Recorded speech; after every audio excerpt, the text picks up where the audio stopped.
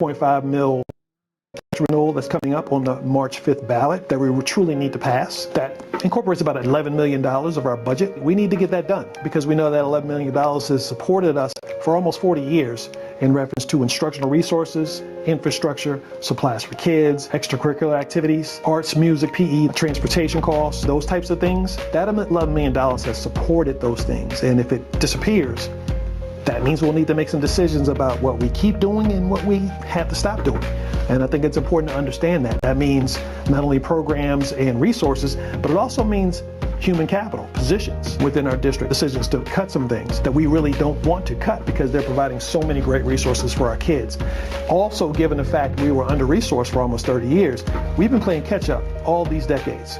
And now we're in a position where we can actually start to do the work that should have been done 30 years ago. To have that $11 million taken away would be a huge detriment to the work we're trying to get done. And it's important for our community to understand that $11 million, that 3.5 mil tax renewal is not new money. It is not a new tax. It will not increase your taxes. They stay exactly there as they are right now. Those are funds that we've had for almost 40 years. And they're essential to what we're trying to do for our students in that regard. We have to understand that we are capable of great things. We deserve great things. And sometimes we have to do things a little bit differently and experience some discomfort in terms of how we go about doing those things in order to get what we need and what our kids deserve. It's far too often we've accepted mediocrity. We've accepted not having high expectations for our kids or for ourselves, and that is not good enough. We have to set extremely high expectations for us as the adults and for our kids because they can aspire to that. They can achieve those goals. We just need to support them and do the things necessary to make them successful.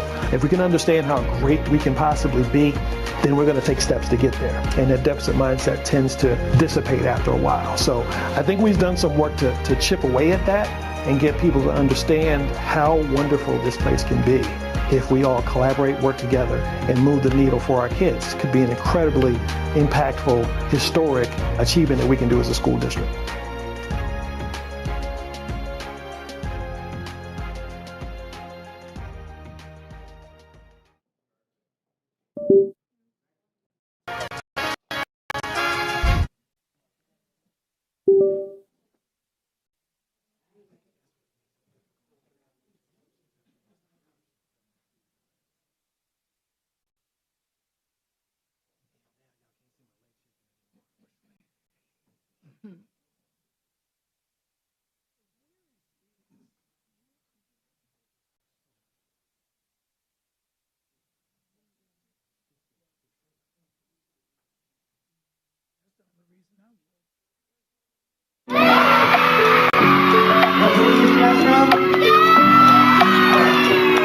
Here we go.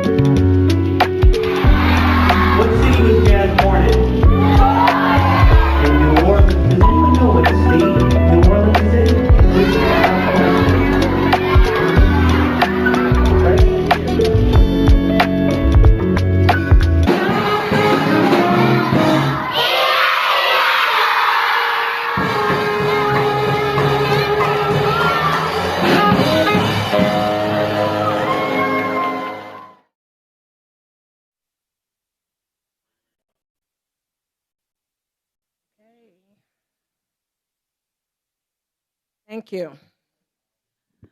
Good afternoon, everyone.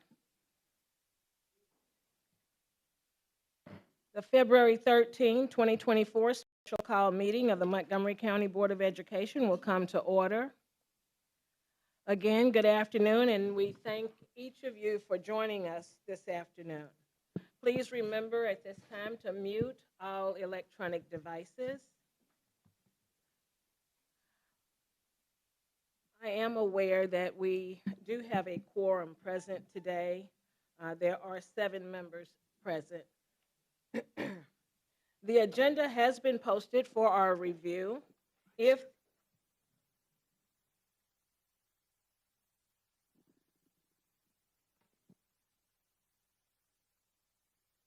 The agenda has been posted for our review. If there is no objection, we will adopt this agenda by unanimous consent.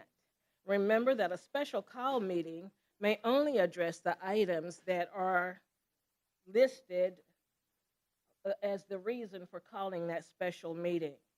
We can only address the items on the agenda.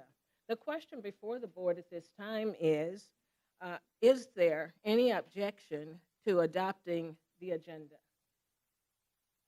Is there objection? Hearing no objection, we have adopted our agenda by unanimous consent.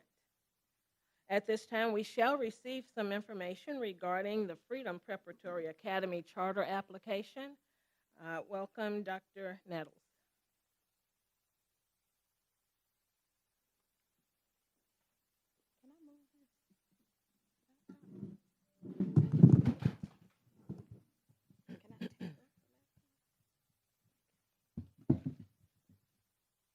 Please forgive me.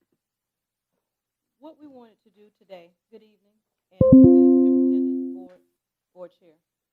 What we want to do today is give you an opportunity to ask any remaining questions you have concerning the Freedom Preparatory Charter application. Today, we're going to ask you to make a determination about approving or denying the application, and we wanted to give you an opportunity to see if there was any other lingering questions that you have. Thank you. Yes, Ms. Brown. Good afternoon. I just had a few questions after reviewing the application. And I would just start with the money because I have a concern with the financials for the information that was provided to us for the financials. And one thing I want to know is, has the budget that was presented, is it in line? Excuse me. Is it reflecting the recommendations from the State Board of Education, or is it in line with what is expected from a charter school based on the information from the State Department of Education? Mr. Watts, do you want to speak to that?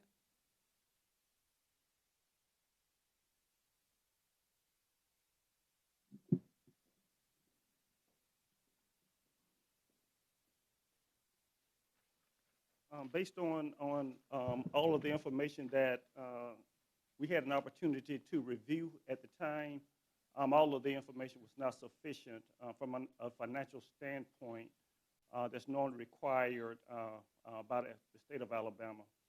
I would further state that because at the time we do not have a document with a particular or identified building in place, it's kind of hard to make a determination about what the financial needs are until we have more information as it relates to that. So based on what you just said, there's no way that you can even determine an operational budget for a place that's non-existent at this point. That is correct. They did present a budget, but it's no way we could determine whether that is adequate to meet the needs of the students until we know exactly what the needs of whatever building is, whatever that building is, and we go in to review that particular building to make sure that it meets all of the codes and the mandates that is required to house public education students. May I ask a question? Are there additional? Yes. Yes, thank you. Yes, That ma'am. also goes along the line of child nutrition, transportation, anything else that would be to serve a child during the school day. Absolutely, it does. Yeah, excuse me? Oh, well, they don't have to provide transportation. However, the food service, as you know, there are specific requirements as it relates to food service. So absolutely. Ms. Didn't read Brown? anything about it. Okay. I just overheard what you were saying to Mr. Watts and when Mrs. Cloud said something about transportation. So it's not a, transportation is not a requirement, is what I think that I heard you say. Yes, ma'am. They can opt not to provide bus transportation for students. That's their autonomy as a charter school.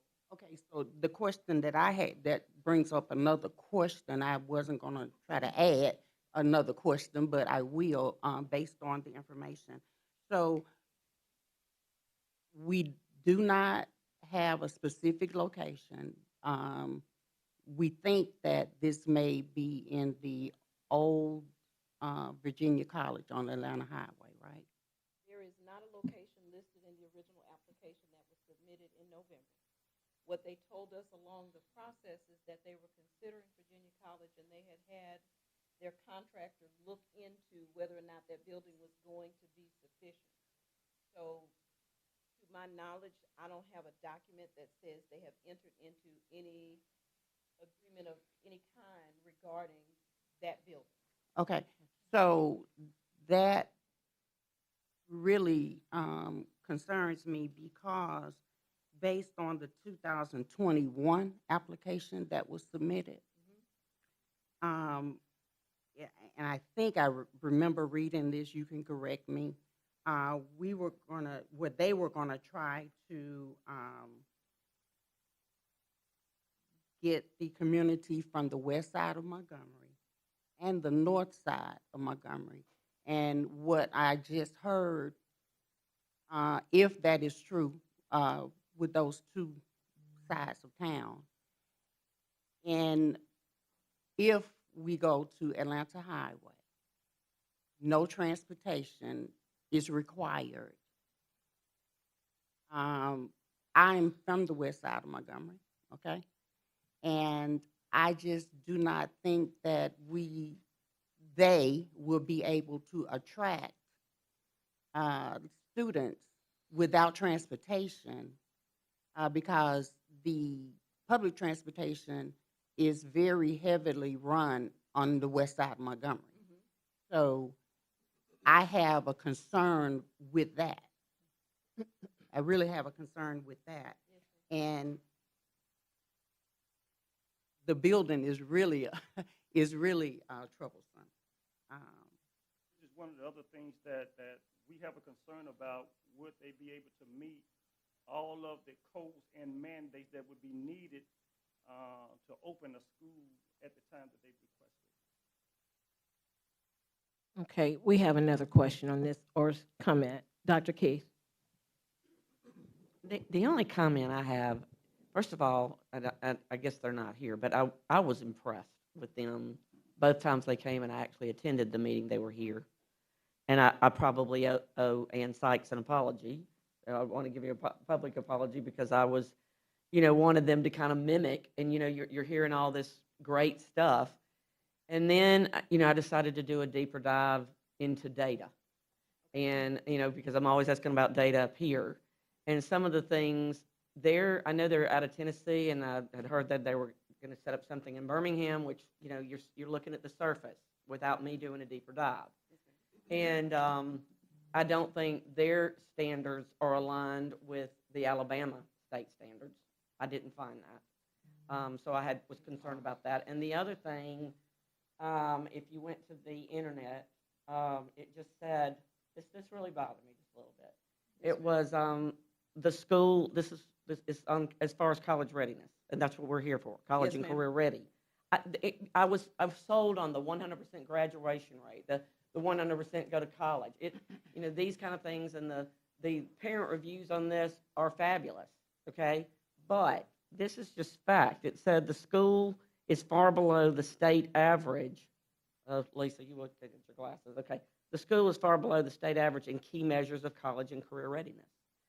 So I think there's just enough data that I didn't see academic-wise that I'm still concerned. I think they got a great foundation, but I have since slowed my roll on this one. Ms. Cloud? Was there a question or just a comment? Just a comment. Yes, ma'am. Okay. Unless they want us to turn in data, if they want to, if there was more data as far as achievement and how some of their standards align with the Alabama standards. Right, I was just about to say, but the test assessment data that you're looking at is from Tennessee, and without a direct correlation, there's really no way to say whether or not those are the results you'd get out of Alabama.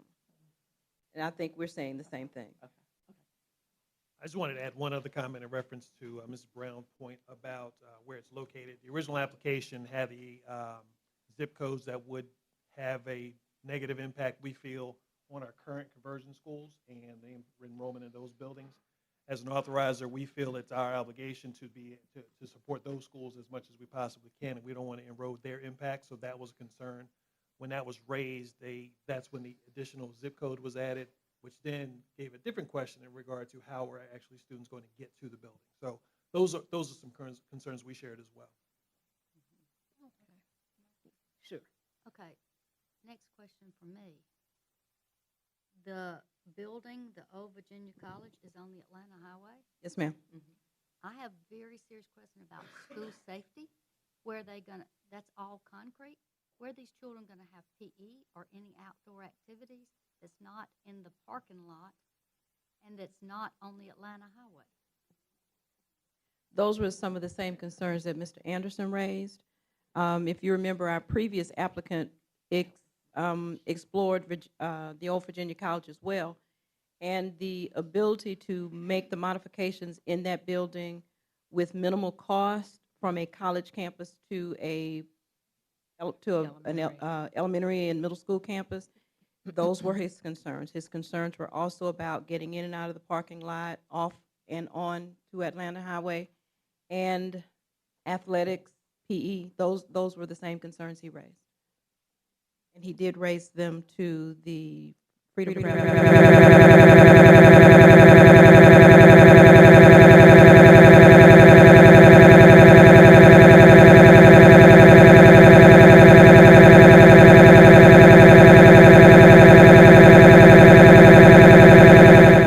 More information on the curriculum and instruction. Dr. Brown did ask about the curriculum, so I'm going to let him speak to that.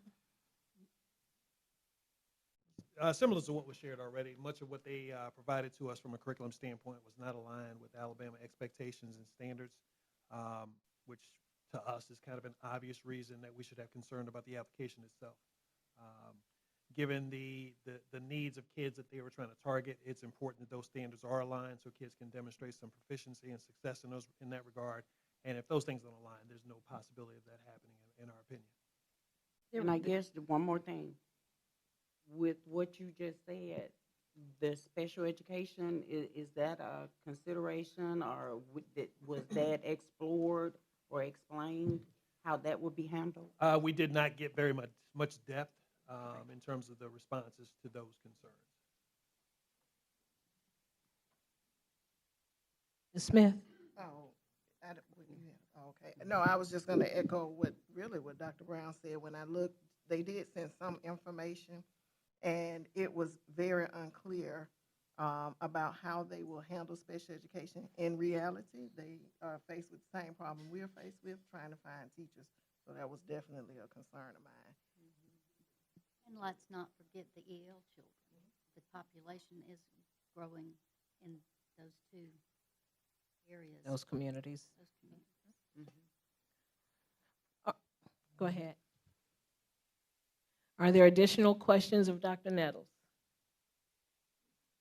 Thank you, Dr. Nettles. Thank you. I want to end by saying, by giving you all a template of the outline of the process so that you are clear that we followed all of the steps of the process.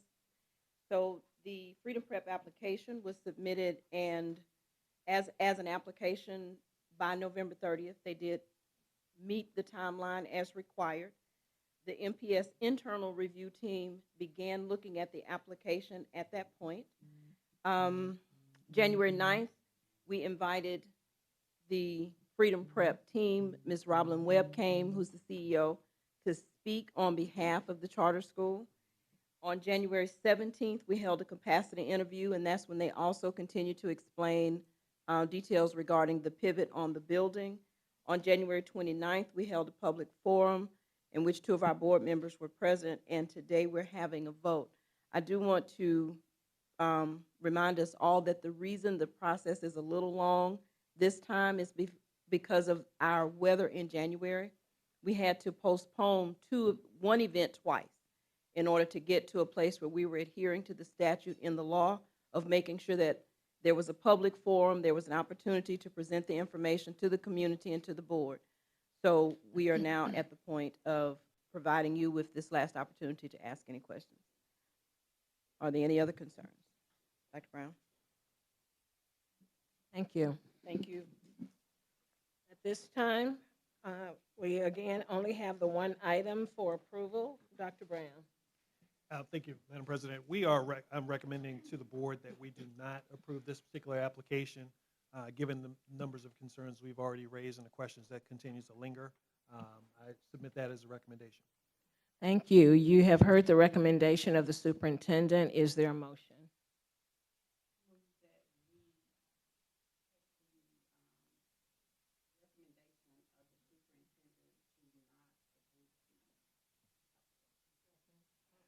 A second.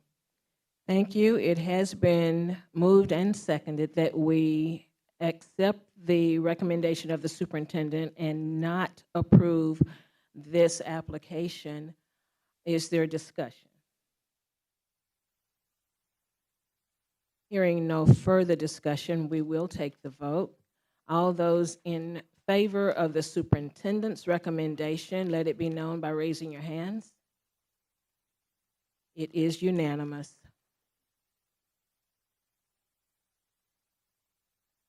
Thank you all, and at this time, we will adjourn this meeting and ask that everyone please stay with us because we will move into our work session.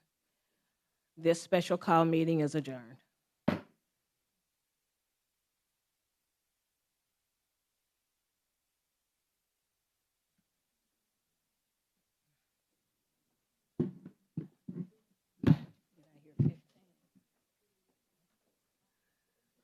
We have 12 minutes before our work session begins.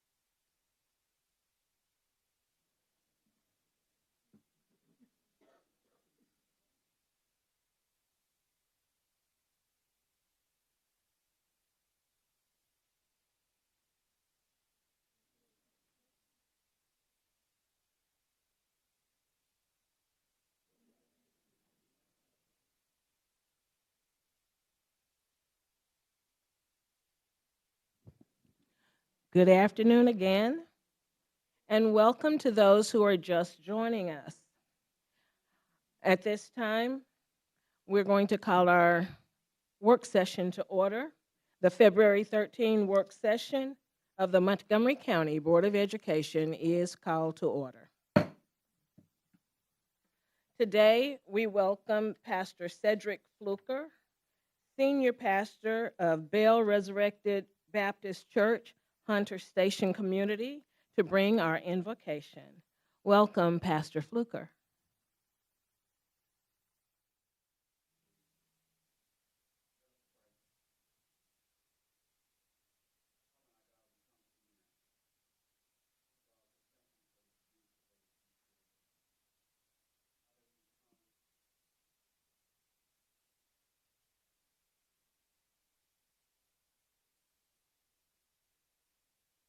Montgomery Public School System. God, we thank you first and foremost for the board, for the leadership of our system, our district. Thank you for the tough decisions that they have to make. Thank you, Lord, for the superintendent and central office staff, all of the leadership, our administrators, faculty and staff, support personnel, every bus driver to every child nutrition worker. Lord, let us all know that we are important to this village. Lord, we pray even for our parents tonight who are grappling, struggling to understand what's going on with their children, even with our youth. We pray, Lord, for our youth, those who have turned to violence. We're praying for peace. We're praying for peace, Lord, in our community, in our streets, in our schools. But most importantly, Lord, we pray for our homes. Well, we know, Lord, that there's a school that happens and takes place before children ever come to an organized school. Pray that parents will understand that home is the first classroom and that they are able to teach something more than algebra and trigonometry. They're able to teach life, character. For those who have given up, I pray that you'll give them inspiration and hope. I pray, Lord, for this meeting. Lord, we know that problems will always arise, but we're praying that there'll be more solutions than problems. Pray, Lord God, that there'll be more doers than talkers. Pray, Lord, that there'll be agreement in this place. Even in disagreement, we're praying for agreement, that we'll be able to talk civil and that everyone will be able to put forth ideas that will be toward the betterment of your people. Well, finally, Lord, we thank you again for this meeting. We pray that you'll bless it from start to finish. It's in Christ Jesus' name I pray. Amen. Amen. Thank you. Thank you very much, Pastor Fluker. We have maintained our 7 members present. I declare that a quorum is still present. Our work session agenda was posted for our review. Everyone, I'm hopeful, has had an opportunity. Yes, I went a little bit too fast. Thank you. At this time, would you join us in standing for the Pledge of Allegiance?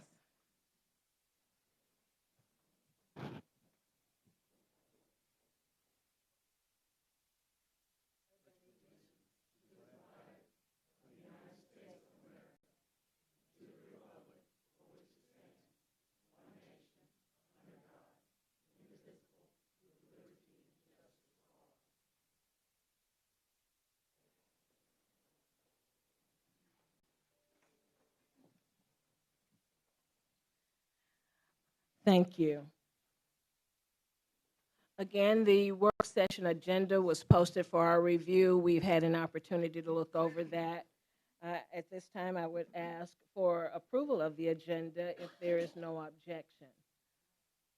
I may add one thing to the agenda for discussion during this work session. Yes, ma'am. It would be to discuss the attorney.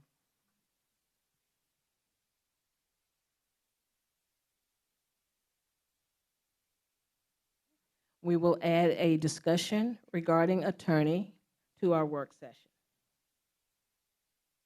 At this time, I ask for approval of the amended agenda Excuse me, if there is no objection. Is there objection with the amendment? Is there objection? Hearing none, the agenda has been amended to add a discussion regarding an attorney. There are several items that we are to discuss as updates and are presented for information only. We will take those in the order that they are printed on the agenda. The first item is a Volkert update presented by Mrs. Laura Penn. Welcome, Ms. Penn. Thank you. Thank you, Dr. Brown, board members. Greatly appreciate the opportunity to be here and provide our monthly update for the CIP project. So let's just kind of dive right on into it. We currently have four active construction projects: Carver Ninth Grade Academy, the South Lawn Middle School Gym Addition, Park Crossing Field House, and then the entry drive improvements to the Blunt and Carr campus. Starting with the Ninth Grade Academy and ending last month, we are 40% complete overall. Pictures, I always say, give a great indication as to where we are and represent kind of where we're showing and tracking as far as construction. On the left-hand side, it's really indicating that showcase of where we're tying in from the existing building to the Ninth Grade Academy. And that view is representative in the picture on the right-hand side. So that's going to kind of give you a good viewpoint coming from auditorium, that corridor area, and entering into the Ninth Grade Academy there. This just kind of showcases our exterior, where we're at currently. Split face block is, I want to say it's 90% complete. We've got the exterior brick that matches, I think, beautifully with the existing conditions of the school. And then it also, picture on the right showcases where we're at for exterior brick and block at the classroom wings.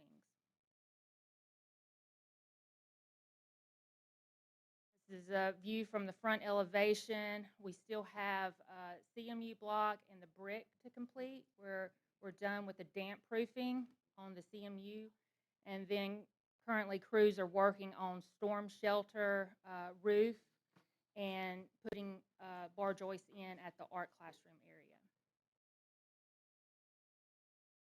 A couple of interior pictures. The one on the left showcasing an interior classroom at the, interior corridor of the classroom wing. And then for the picture on the right, showcases kind of where we're at interior and overhead. A lot of our metal stud demising walls in between the classrooms are going up. We've also got duct work overhead going in, as well as fire sprinkler pipe being installed.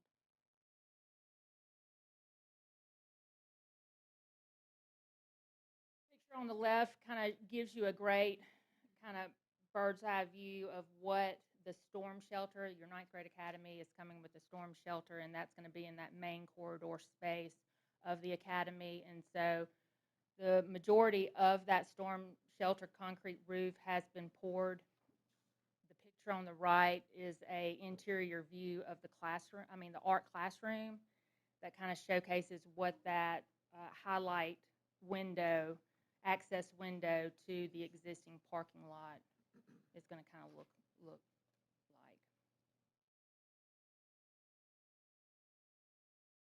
We wanted to kind of show you a view from the roof, looking back at this is kind of at the tie-in area, looking back across that concrete storm shelter roof. And then to the left is the metal roof panels that are being installed over the classroom wings.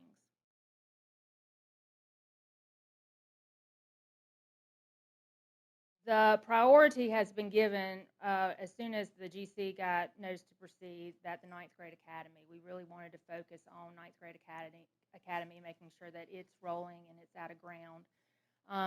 Also, while piggybacking on the field house, the athletic field house. And so the contractor has been able to start getting semi out of the ground. We've got the foundation retaining wall erected and the damp proofing actually installed on the interior side of that retaining wall. So I don't know if y'all have had an opportunity to drive and kind of look over on the interstate, but it really is. It's going to be an amazing building and a complement to that existing campus, you know, once it's complete.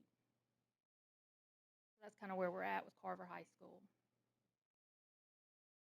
Rolling into South Lawn Middle School gym addition, we're currently tracking at 10% complete there. It has been a booger to try to get out of the ground and get that foundation in due to weather conditions and rain.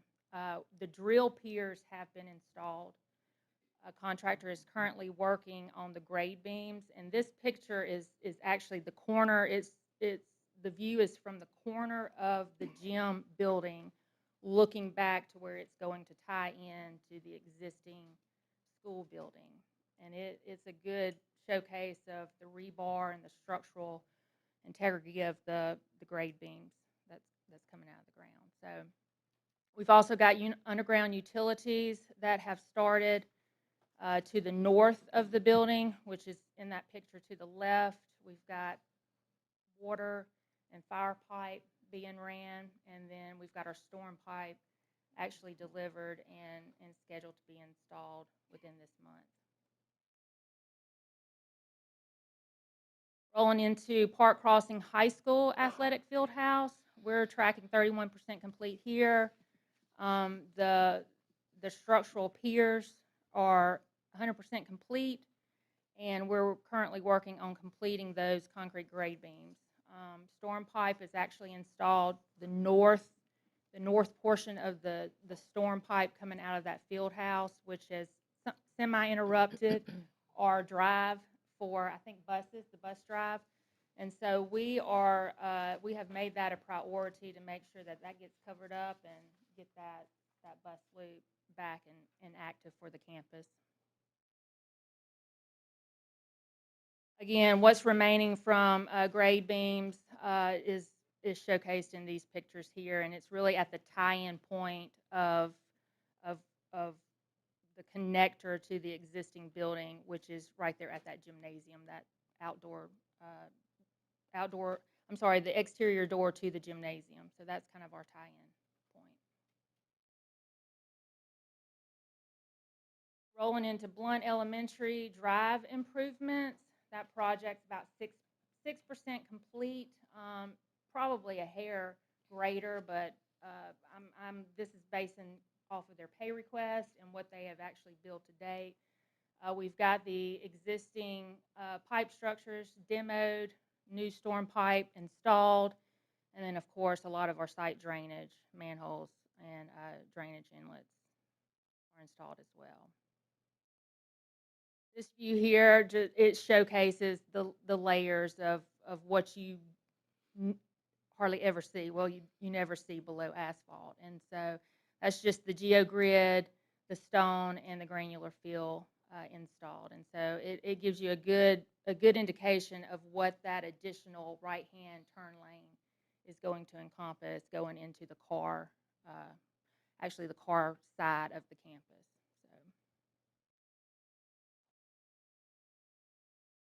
I do want to take an opportunity just to make sure board members, Dr. Brown, y'all know that the Children's Center, we actually received substantial completion last month for that project, and so it is currently rolling into the 1-year warranty phase with the general contractor. The JAG High School field house and field improvement project, it is being advertised currently, and we are scheduled to receive bids in March. So just wanted to make sure you guys knew about that. Our overall program, MBE, DBE participation, we saw a small uptick in professional services. I think we went from last month to this month, 53 to 54% of an increase, and then we are remaining steady with our construction contracts at a 4% partnership. Questions, comments? Thank you very much, Ms. Penn. Are there questions? Are there questions? Thanks Very again. good. Thank you.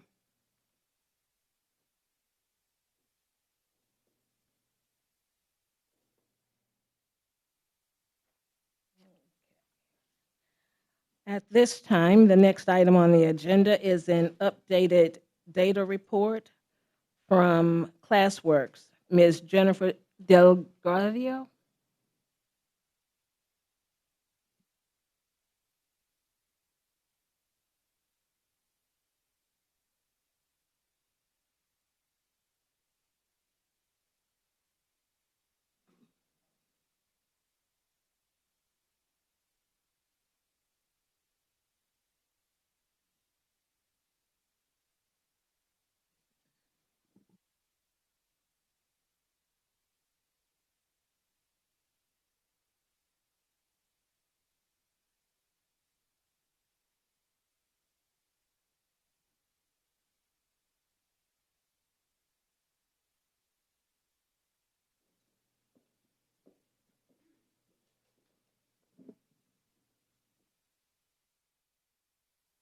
Good evening. I'm Tricilia July. I'm one of the education specialists from the Department of Special Ed. So good evening to the board and Dr. Brown. Today we'll share with you the special education winter update for ClassWorks, the intervention our department district has selected for meeting the needs of students with disabilities.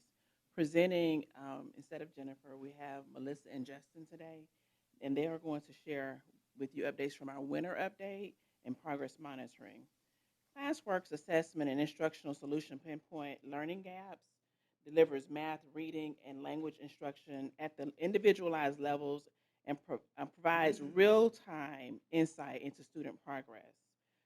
Our district selected ClassWorks as the intervention specifically designed for meeting the needs of students with disabilities who are included in the general education setting, exclusive of students who are speech and language impaired only.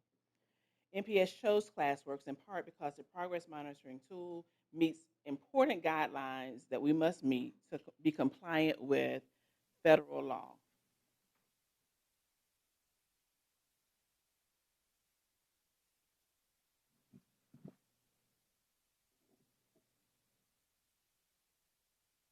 So there are 4 important points regarding the just a little over 1,800 students who are receiving special education services under the umbrella exclusive of SLI and in the inclusion program.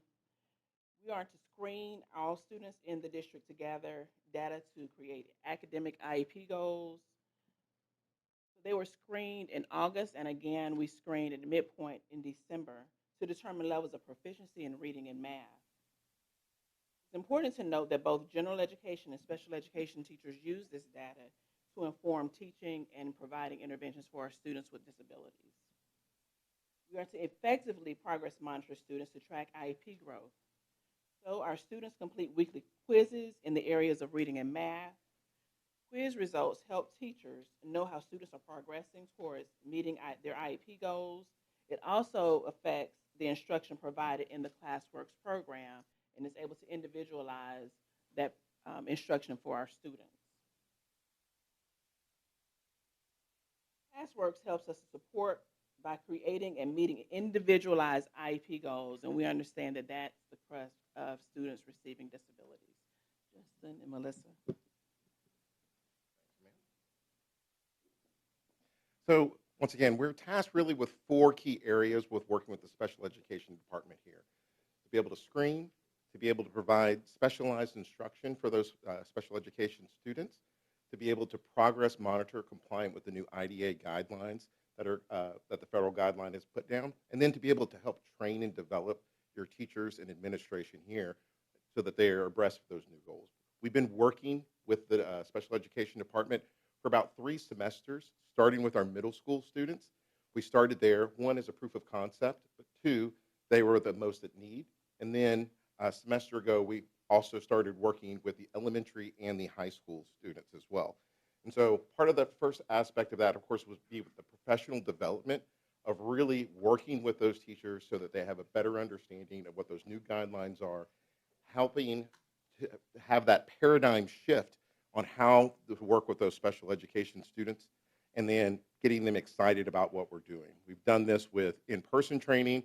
We've added in a free fall summit for them to work with. We've done office hours, coaching on the ground with those teachers so that we can work with them and get them excited.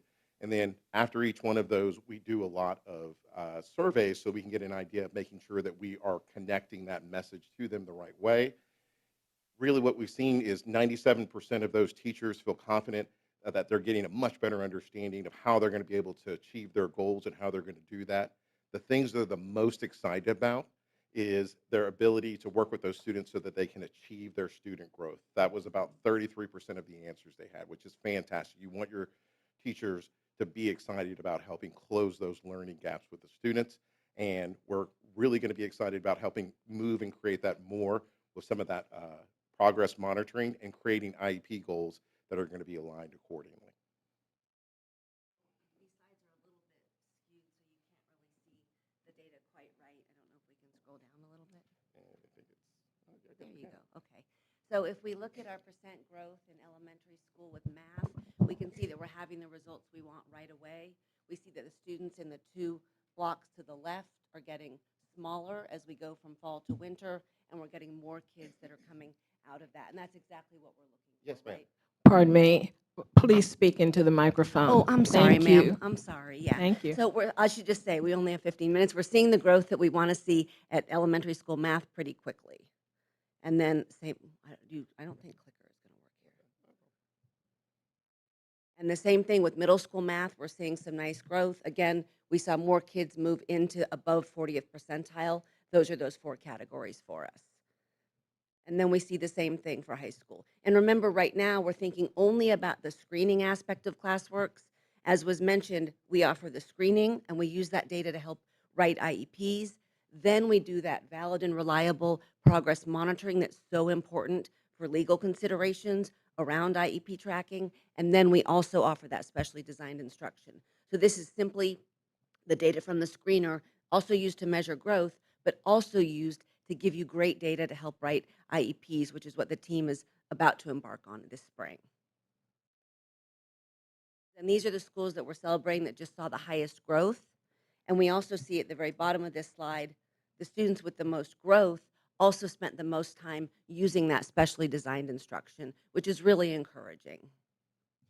Looking at this same information from the ELA side, the first thing when we started working in elementary school, we're finishing our first semester, we were a little taken aback at first because we weren't necessarily seeing the growth that we wanted to. What we found after doing a lot of coaching, development, and working with them, there was a bad habit that came into place where on the math screener, they had left on the read aloud function for the screener, which is okay for math. But however, they had left that on for the reading portion, which kind of defeats the purpose a little bit. We've been able to identify that and make sure to make those changes so that they know what to do. To test that hypothesis, we looked at the data from the middle schools because they've been doing ClassWorks for 3 semesters. And there we saw what we kind of seen with the math, where their ultimate results, they were moving out of that bottom 10th percentile and bottom 25th percentile. Because of that, we also saw the same thing in high school. But the good news, though, even though we had those things, we saw a lot of fantastic usage and growth in that elementary and high school, as well as with those middle school. If you look at their power users, a lot of these are coming from elementary schools who are coming in and had the most growth. And same thing, they had been working in ClassWorks a little bit longer. And so we're seeing some exponential growth. That was the thing their teachers were most excited about, and we wanted to make sure that we were delivering that for them. So then the next big piece of this is the progress monitoring component, right? And I think for those of us that are just embarking on valid and reliable progress monitoring and making that shift in our district, we understand what a big lift this is, right? This is a sea change for teachers to think about progress monitoring in a different way, to use this data in a different way. So there are a lot of steps that you go through to really get adoption where you want it to be. And it is often a multi-year process. We work with school districts all across the Southeast, and we see the same challenge. What we've determined as a team is that after 3 semesters, Montgomery's probably somewhere between the 3 and the 4 right there, right? Because it is education and re-education about teachers really understanding the importance of valid and reliable progress monitoring, thinking it's not just, I created that test for adding 2-digit numbers. It's using that independent measure that's been validated by the National Center on Intensive Intervention like Classworks. And so that's just been an ongoing process that, frankly, we see all around the state as we work with districts. So we feel like as a group right now, we're between about a 3 and a 4, and the stats kind of reflect that as well, right? So this is how many sessions have been turned on for progress monitoring. So we're hitting just about all the kids. We see that about 66% of our kids have the trend lines in language arts, 70% in math. That's good. The trend lines are what are defensible, right? When the lawyers come after you. But only about half the kids are actually completing these with the consistency that we want. So we still have room to grow to make sure that teachers understand the importance of it. They're finding the time for it. They're reviewing the data and all those important pieces. So it's really a growth process right now for us in getting that progress monitoring adoption. As we look at they're working on closing those learning gaps with that specially designed instruction. One of the great things, we're seeing a lot of skills be acquired. So these are skills that are gaps that are being closed. So your students and teachers are really jumping on board and working with this. The other thing we're helping a lot with is the data piece of this so that we can make sure that we're reaching these goals. So we're looking at the utilization. How many students are logging in? How many teachers are logging in so that this is a blended program where we want them involved, working with those students and helping. We've seen a lot of great excitement there and some great utilization. We turn that around and we look to see, are we hitting the key areas that we want to?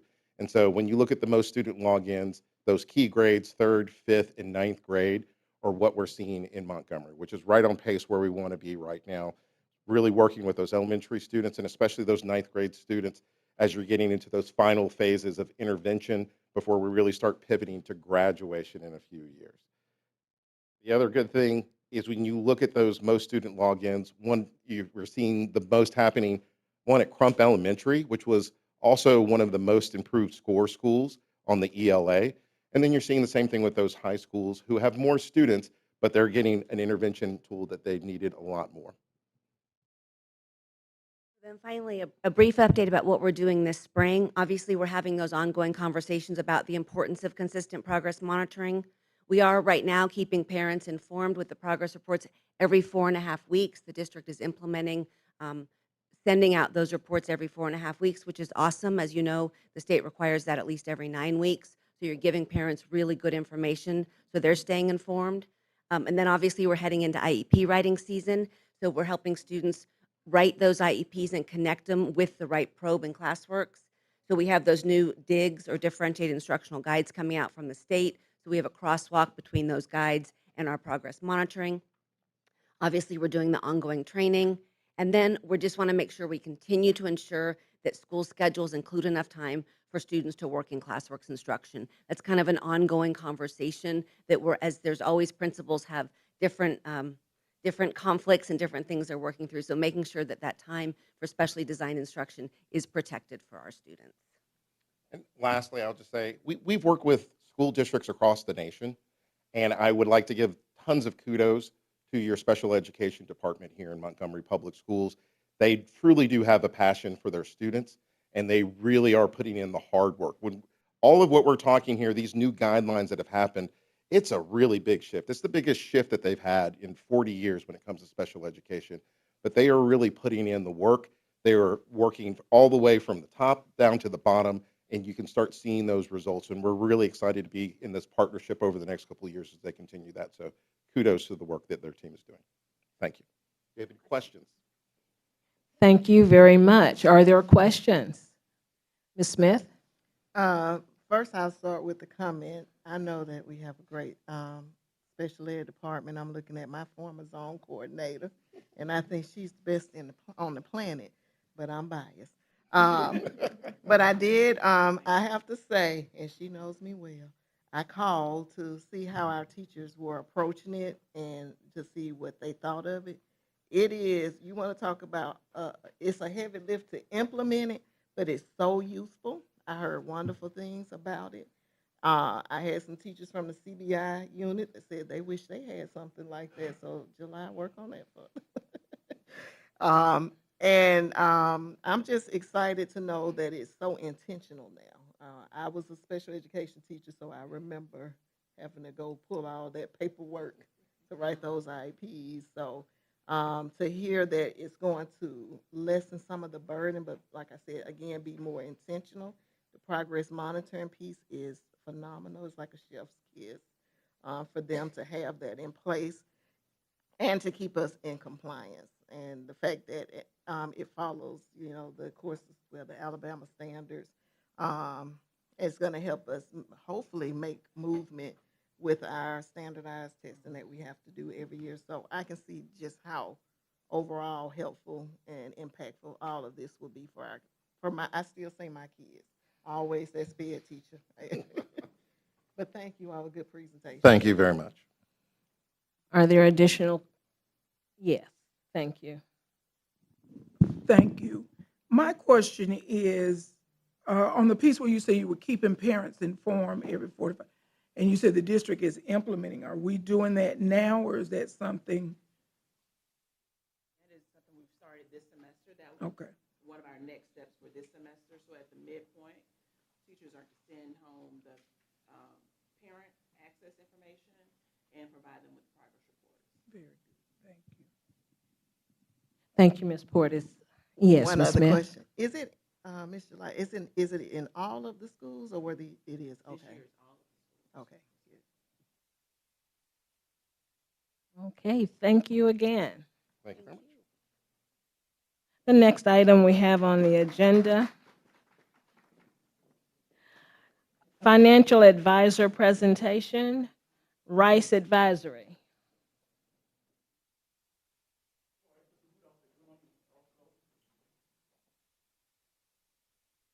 Along with the Rice Advisory,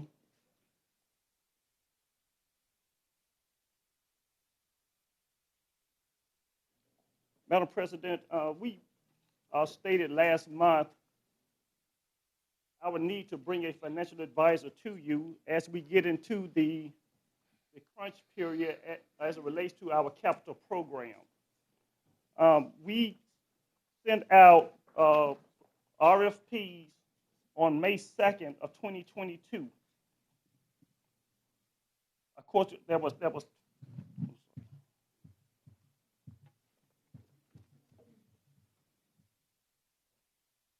Of course, we emailed out about 22 proposals to various financial institutions. We received 4 proposals back in.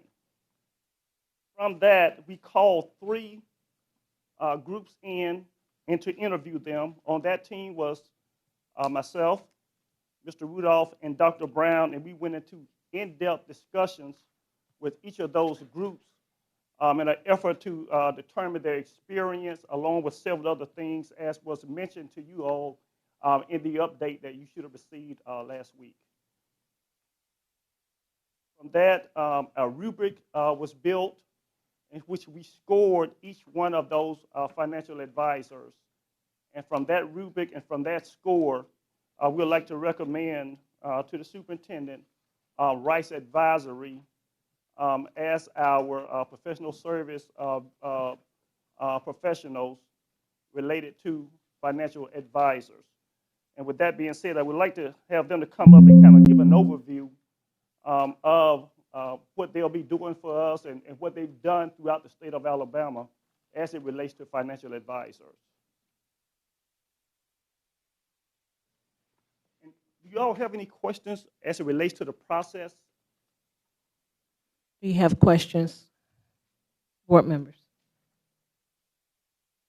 Not I think yet. I stated all of that in the update, but just want to make sure if there was any questions, then we'd like to address those.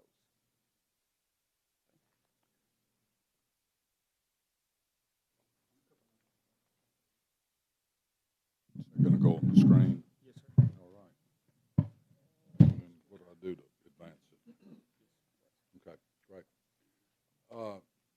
Thank you to the members of the board.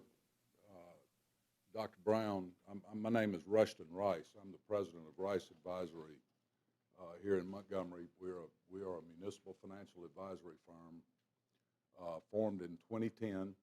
This is my partner, Chris Williams. We are most appreciative of the opportunity that we have here to assist this board with these capital projects that are coming up and the potential of accessing national financial markets to achieve this. We've got a PowerPoint here that we're going to go through just really quickly. We've had an extensive process with Dr. Brown, with Mr. Watts, and Mr. Rudolph, and we'll be here. We're not going to go through everything. One thing I would like to point out that our firm over the last 10 years has done 41% of the bond transactions that have been done in Alabama. That's almost as much as everybody else in the state put together. We're very proud of the work we do. We're proud of our professionalism. We leave a trail of happy clients right behind us everywhere we go. We have had a long-running engagement with the State Department of Education, wherein we advise the Department of Education and the superintendent there on every single debt transaction that a public school system in Alabama does. Our experience in the sector of public education is vast.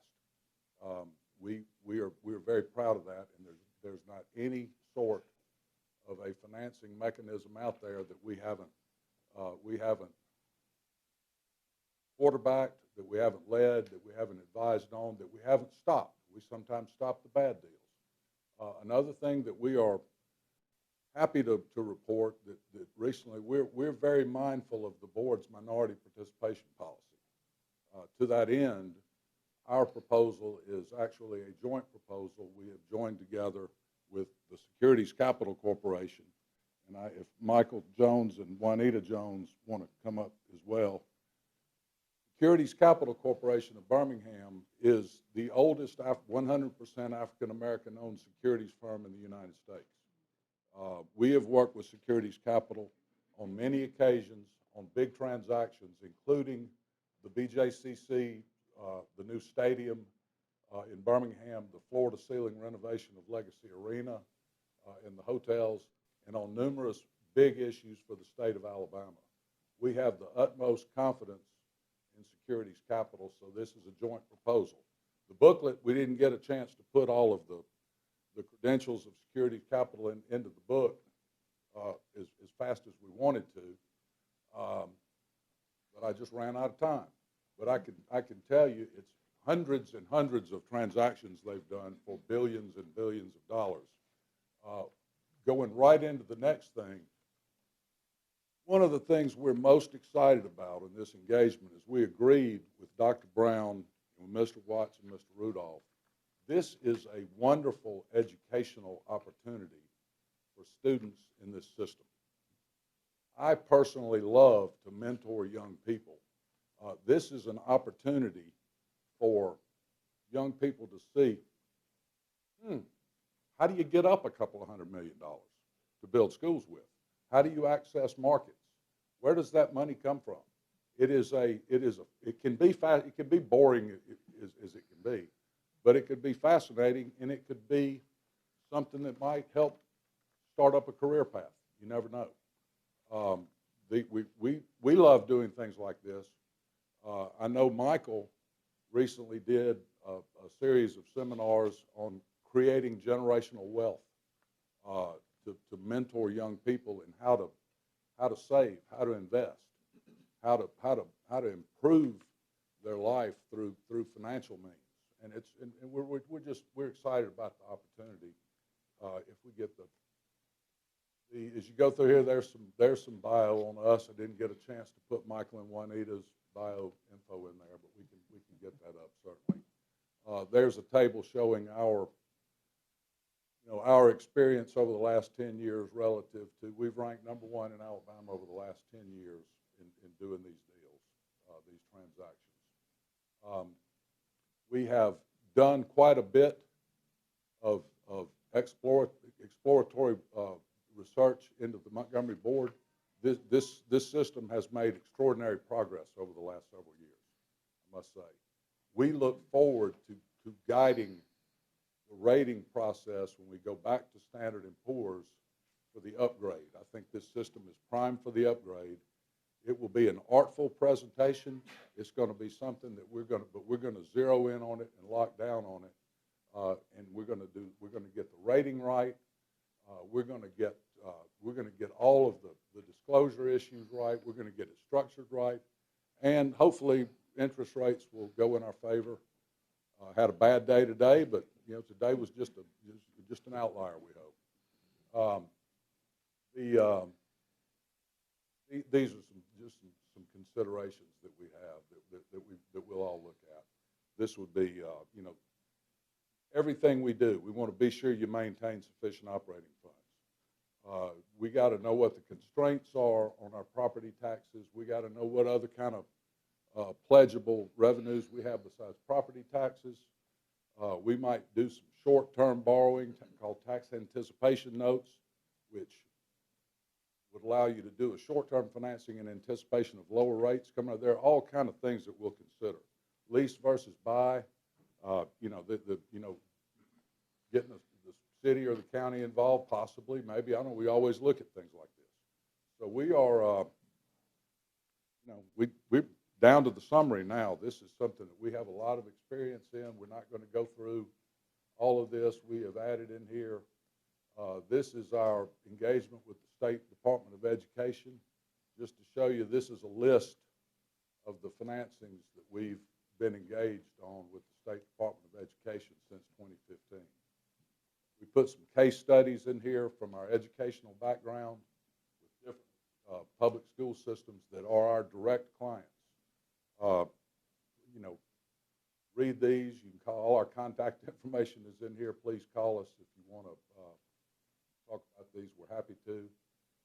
We've done a ton of work for the state of Alabama, including with the Alabama Public School and College Authority. So we have a vast amount of experience with the various pool programs and state programs where there are funds available to school systems like this. Miss anything? I don't know. We put a couple more state case studies in. This was the BJCC project that we worked with Michael and Juanita on. It was probably the most complex issue ever done in Alabama. So we're not frightened by anything that's complicated. That just makes it more fun. Put some. Yes. Speak to that complexity in a little bit more detail. Sure. This issue, if you've been to Protective Life Stadium in Birmingham, they tried building a stadium up there for 35 years to replace Legion Field, which is aging. They needed to do a floor-to-ceiling renovation of the Legacy Arena that's there. You could never put together all of the different parties. This financing got done. It was a little over $300 million. It was comprised of 6 separate bond issues, each one of which had a separate rating, a separate credit profile, separate security documents, and all 6 had to close simultaneously or the thing would not have worked. We had to involve the Birmingham City Council, the Jefferson County Commission, the Alabama Legislature had to pass a car rental tax. We had the UAB hierarchy. We had the University of Alabama Board of Trustees. We got the Birmingham corporate community in there because we pledged all the skybox rentals. We got the fat cats on the hook too to make it work, and that was to get the lowest possible rate for them. It's built. It was a great job. We're very proud of that. But we always include this to demonstrate that a complicated, multifaceted thing does not scare us off. That's about all I had. We put some of a couple of Dr. Payne up there at the state that we deal with a lot, a couple of other CSFOs that we've worked with in the past. So, anybody has any questions, I'd be happy to answer. Thank you. We did have at least some time to look over this, and it was a heavy lift, just, trying to digest the information. But we thank you for having it ahead of time, for explaining some things, and for the additional information. At this time, colleagues, are there questions? Ms. Cloud? I have a question on the listing of the financings. Several boards I see, for example, Alex City Board of Education -A and B. Was that two different? Be two different issues. That might be one that a Series A, sometimes you do two issues at the same time. One that would be secured by property taxes, another one might be secured by a sales tax. And so you can't, you do them separately. That transaction was actually a Series A that was tax exempt, and because the Series B was a refinancing of tax exempt, you cannot advance tax exempt with tax exempt on an advance basis, so it was taxable. It was the way that the interest rates were charged. Thank you. And Standard & Poor's, we're hoping to increase our standard there. Yes, ma'am. Thank you. Without question, the board, in my opinion, is now, I would say financially back into the double A type parameters. They usually don't like to jump you up multiple rating grades all at once. But I would love to see us go from triple B plus to A, and then a year or two down the road get our double A back. Thank you. Additional questions? Okay. Thank you. Thank y'all very much. So hopefully what we'd like to do, Madam President, is hopefully get rights approved, and that will provide the superintendent opportunity to negotiate on rate. And we're going to make sure that rate is within the market rate, of course, and then we'll come back to you with that proposal as it relates to the rate. Thank you. Thanks. Thank y'all. The next item on the agenda is a professional services agreement that will address conflict resolution. At this time, we welcome Mr. Ibrahim Lee.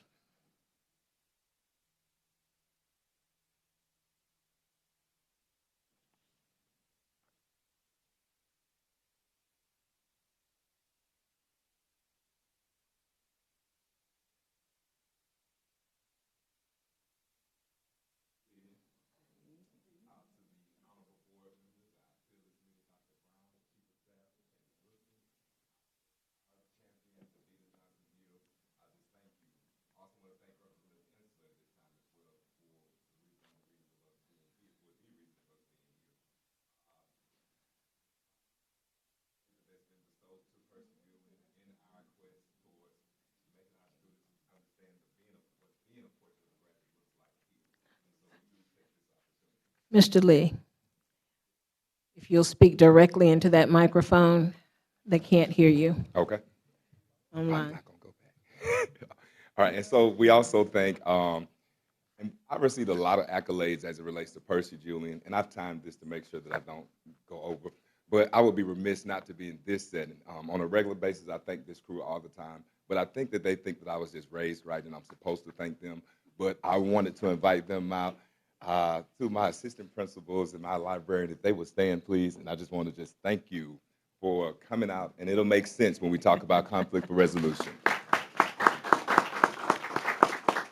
Two of them now are at night school and for our evening academy right now and are not here today. During the State of Union, Dr. Brown stated, and he talked about that the adults, actually the tough conversation, and admitting the fact that adults had to change.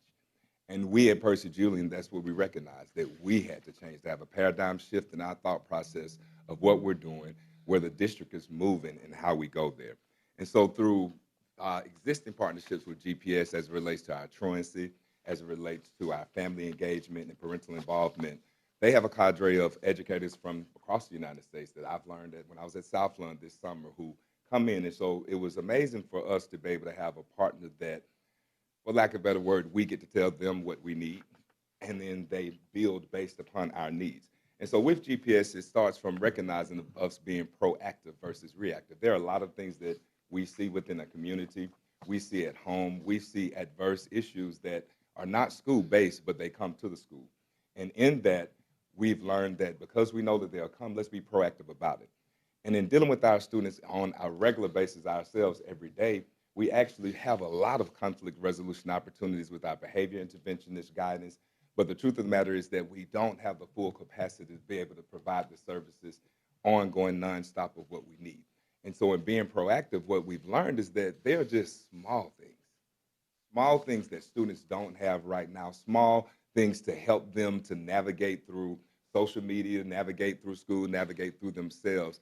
And so we're trying to be that vehicle for those students. And through GPS, just in specific, it goes from the least to the greatest, the least being just peer mediation with students who have a basic conflict, but through students that we've trained, we feel that they can actually have that peer mediation process.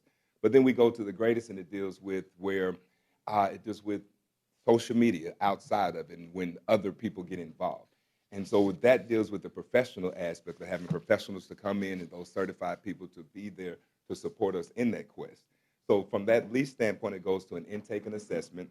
From intake and assessment, progressive strategies that we use, and I'll name a few. And then specifically the aftercare. It's one thing to bring the students in and to say that they've heard everything and they've learned this information from us, but then we follow up. And that's one of me when every aspect of leadership that I do is to make sure that we follow up, that we check in nonstop. And so some of the things that we pitched to GPS dealt with from our existing things. And what I mean by the vehicle is that because of the vast number of things that happen every day, the array of social media is how fast it is and just so many different things and interpretation, we need the support of our outside people to get with the parents and all the other stakeholders. And so we talked about, we actually listened, and believe it or not, Jamie Wilson, restorative circles. From the moment we discussed it, we started working on it. We started researching and just going in and pulling in and trying to practice from even with the project-based standpoint with Divine Learning, of helping to understand that we know what can happen. And so we find the standards, the resources to teach and to help out. Adopting books, and I'm naming these different things because this is GPS. Crucial conversations, the leader in me, using those different things as platforms to have those conversations with students to provide them with the tools that they need. Because the truth of the matter is, not just children deal with conflict, we all deal with conflict. And it's a matter of how you deal with it and to make the separation of emotions versus the facts. And so this is what this organization is going to do for us through training as it relates to all of our stakeholders, not just the students, but from teachers, administrators, counselors, and parents. And that's going to be the biggest key, is getting the community involved and helping us with this process. Even it's amazing to have Mr. Fluker here today, who has reached out to us months ago from his Everything Matters programs, and it's to deal with our community conversations. And so we're looking at all of our resources, our district partners, our state, now of course to all of our other internal partners that are here. We're going to draft you as well, the existing organizations that we have to help out with this. So that's the uniqueness of GPS and the partnership with Percy Julian, with an end result of providing this for the feeder patterns of our schools. And with those feeder patterns, being able to use some of our peer mediators that we've trained and gone through an intensive training to support the elementary schools, Chisholm, Capitol Heights. And we see the end result of a community effect of us being accountable, making those small instances where we need just to interject and to teach students the valuable lessons of how we communicate, how we pause, those different things. And so it's vast as it relates to, because we can't pinpoint every single issue in a document, but we want to be able to have a vehicle to be able to address every single issue through GPS. And I think that's it. Also, without the coming in terms of from this standpoint, one, I wanted to thank the team for coming out. Two, just in case they had any tough questions. And three, to give credence to an orange shirt for those who don't know Percy Julian's colors. Questions or comments? Thank you so very much. Are there questions of Mr. Lee? Ms. Portis? Mr. Lee, I'm very proud that you present like a leader. You know, that excites me with you. I've wanted to ask this question with GPS. Now, you're using them for a lot of different things. So when something occurs in the school, am I understanding that you call them in, correct? So they're understanding what they're doing. So when they go out into the community, are they representing us? Are Yes. they representing Percy Julian? So the first thing is that we handle on-site Okay. everything. And then that's the referral as it relates to just almost like MTS says, one, to give time. Let me give an example for our truancy program. If a student misses 3 days consecutively, we actually take those notes and we do our part with the Percy Julian, but then we contact one of the partners with the GPS, and that is my front office. They automatically know that. GPS gets that information. They go knock on doors. One of the things that we found in our data was that a lot of our students just had issues as it relates to cars, travels. The car was down, and meeting in those houses, getting with those parents, it was one thing to assume that there's an excuse or a student is just out, but there was multiple things. And so one of the employees is Mr. Kemp is on a regular basis. And if a secretary, if there's something late, because things could be late, he's emailing me, texting me to get it in, and it's consistent and it's help. Can teachers do that? We would love to be able to, but we don't have the capacity to be able to do that. And so we outsource it in this way.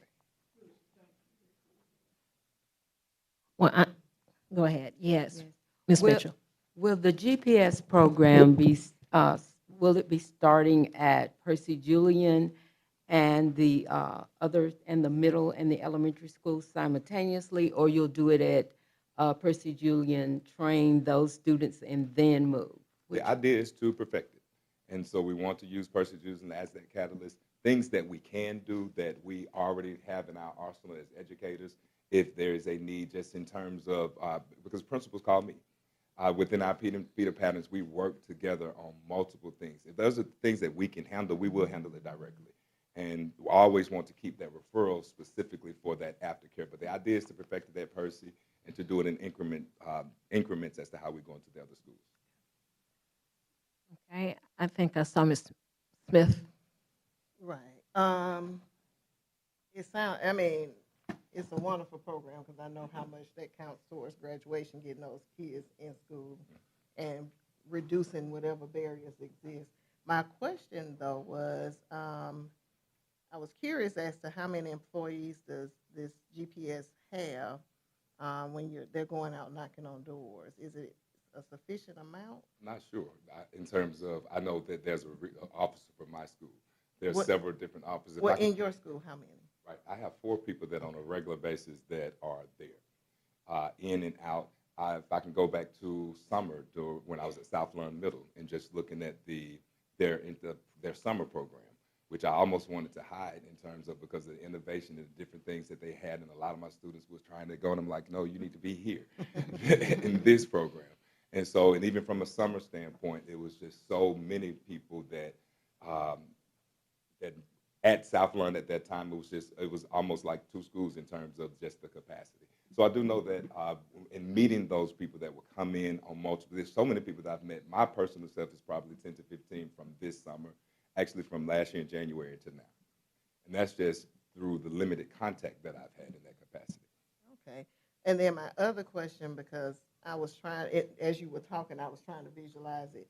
When they go out and find out whatever issues, so I think you mentioned some of the things they deal with. Family engagement, truancy, and right now, conflict resolution.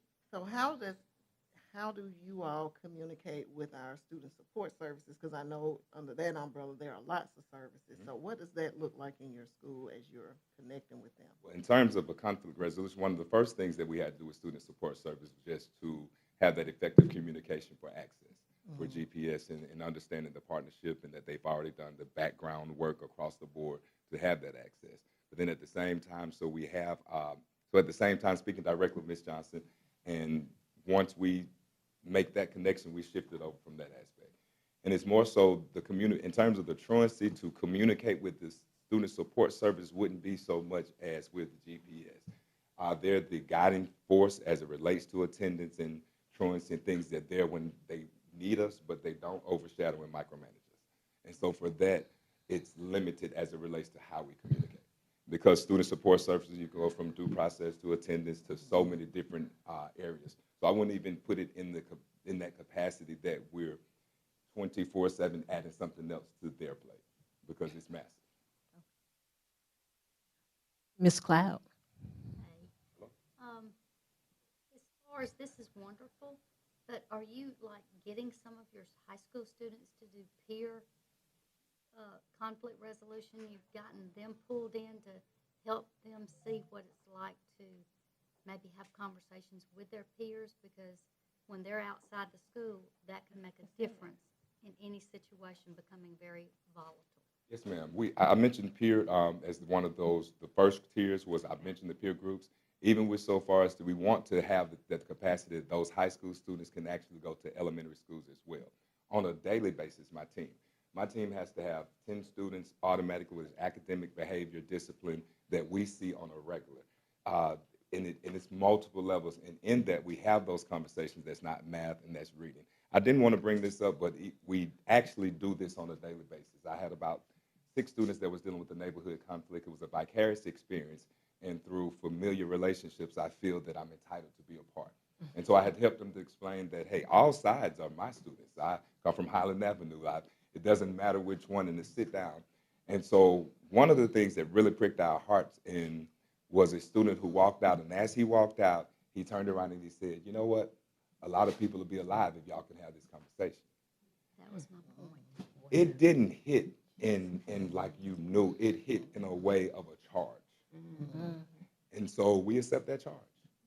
We do, and we recognize, and what I didn't know until listening, just sitting down, talking with Ms. Wilson about the restorative circles, and it hit at that moment at the press conference that if we do it right from a feeding pattern, we change the community. And if we change the community, then it affects the entire school. Because what's going on inside the school is very important, but also taking it outside the school, so that they're doing this in situations that immediately just just become volatile, and just if everyone would take a deep breath, and the young man was Simple as a deep breath, yes. multiple things to put in place to help them to understand it's not the end of the world. Ms. Portis? Yeah, that's good, building not just partnerships, and we certainly do thank Mr. Ensler for that, but building relationships is what these children Yes. Are all about. But I think I've asked for some data with this, because I know they do Carver and, okay, because this checks a lot of boxes. When we're in the community and we're talking to our constituents and we can smooth the waters if we have the information. So that was more for Dr. Right, and I can give you a direct data. You've done your I can part. give you a That's for direct Dr. data point as it relates to attendance, and as it relates to a 30% increase as it relates to attendance from last year and now, and dealing with directly a result from GPS, and us streamlining and pulling those processes in place. And that's just one data point. From our parental engagement to massive numbers, we do call outs. We do a lot of different things, but to have somebody out there knocking on the door, and once they get past the mindset that I'm not actually here to help, Right. and to receive that help. And so it's multiple data points that and not just right now what we're doing, we challenge everything from last year. And we look at it and we figure out why. We look at whether we won't even take it to the percentage if we've lost a certain number of students. We calculate that in so we can have true growth and a true number of what it is that we do at Percy. Oh, y'all trying to win no high school award, huh? Listen, Okay, listen. I got you. Together we build. Together we build. Thank you. I would like, sir, Yes, to ma'am. say thank you for all that you and the team, you all are doing at Percy Julian. And I also understand that we are checking a lot of boxes. We're getting that good data. But with your restorative circles, I'm hoping that you're doing some reflective journaling and that you're maintaining some anecdotal records, because the information that you're gathering is going to be vital as we attempt to communicate with other schools and other districts, and hopefully we can broaden our Yes, ma'am. impact. Sustainability was the last part, and that's what was the series at GPS help us in terms to sustain after this grant part. Thank you. Thank you.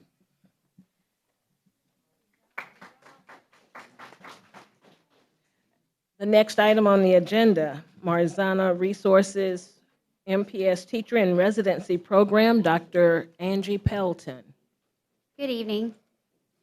Good evening. I would like to give you guys an update on the Teacher Residency Academy that you guys allowed me to start last year. We have a video that they're going to play. They're going to play.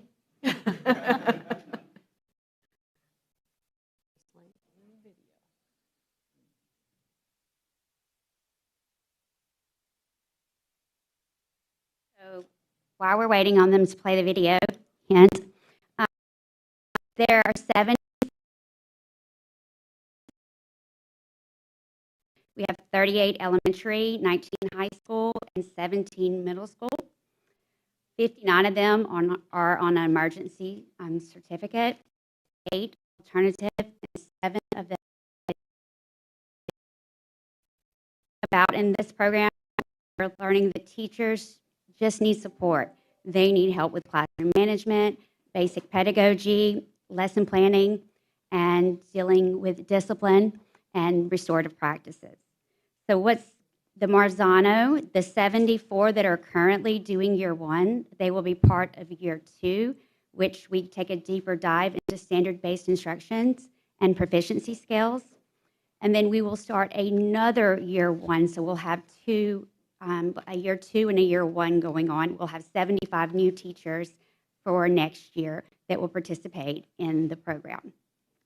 So the contract will be 150 teachers. They will receive, the first year will receive 7 days of PD, which is 14 because we divided the number in half so the sizes of the class wasn't so large. And year 2 will have a total of 12 days. Okay, I'm going to let the video play.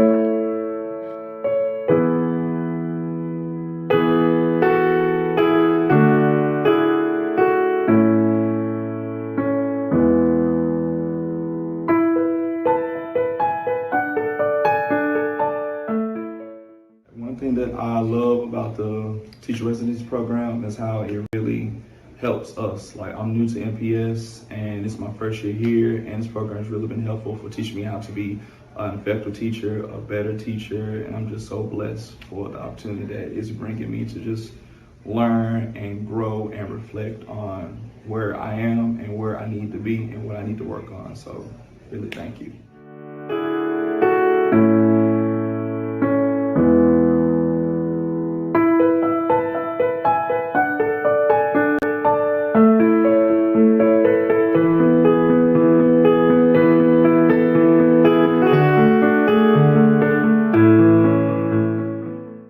I was instructional aide first in emergency last year, and this will be my second year on emergency again. I feel like I learned a lot of bad habits my first year actually teaching and not just like facilitating the online program, but as well as unlearning those habits, gaining new resources, and actually breaking down what is expected of a teacher the right way, from proficiency scales to grading to how to present an assignment in a way that a student will understand it.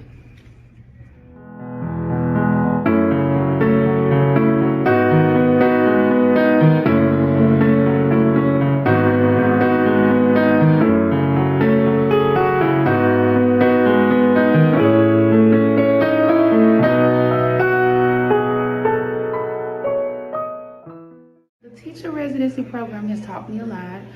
It's taught me how to excel more in the classroom, how to target those who have different learning styles as well as different behavior styles. Today, in this particular session, we learned about proficiency skills. First of all, I didn't know what it was. Second of all, it helped me a lot. So therefore, I'm able to go back in the classroom and try to implement that and keep up with the progress of my kids, and also I can teach them how to keep up and how to track their own progress in terms of learning the different standards. The Teacher Residency Academy has impacted my teaching in a lot of positive ways. I've learned several instructional strategies that I can take and apply to my classroom. I've gotten so many hands-on mentorship experiences, and they're teaching us how to take those strategies and apply them to our room and be more intentional with our learning. And how to focus on each child and give them the support and instruction that they need. And I just really love the academy, and I love the relationships I've developed, and I love all the material we've learned. And we've been given so many resources, such as how to use proficiency scales and how to incorporate them, because they are really helpful and impactful. And overall, I just feel like this academy has made my teaching more impactful.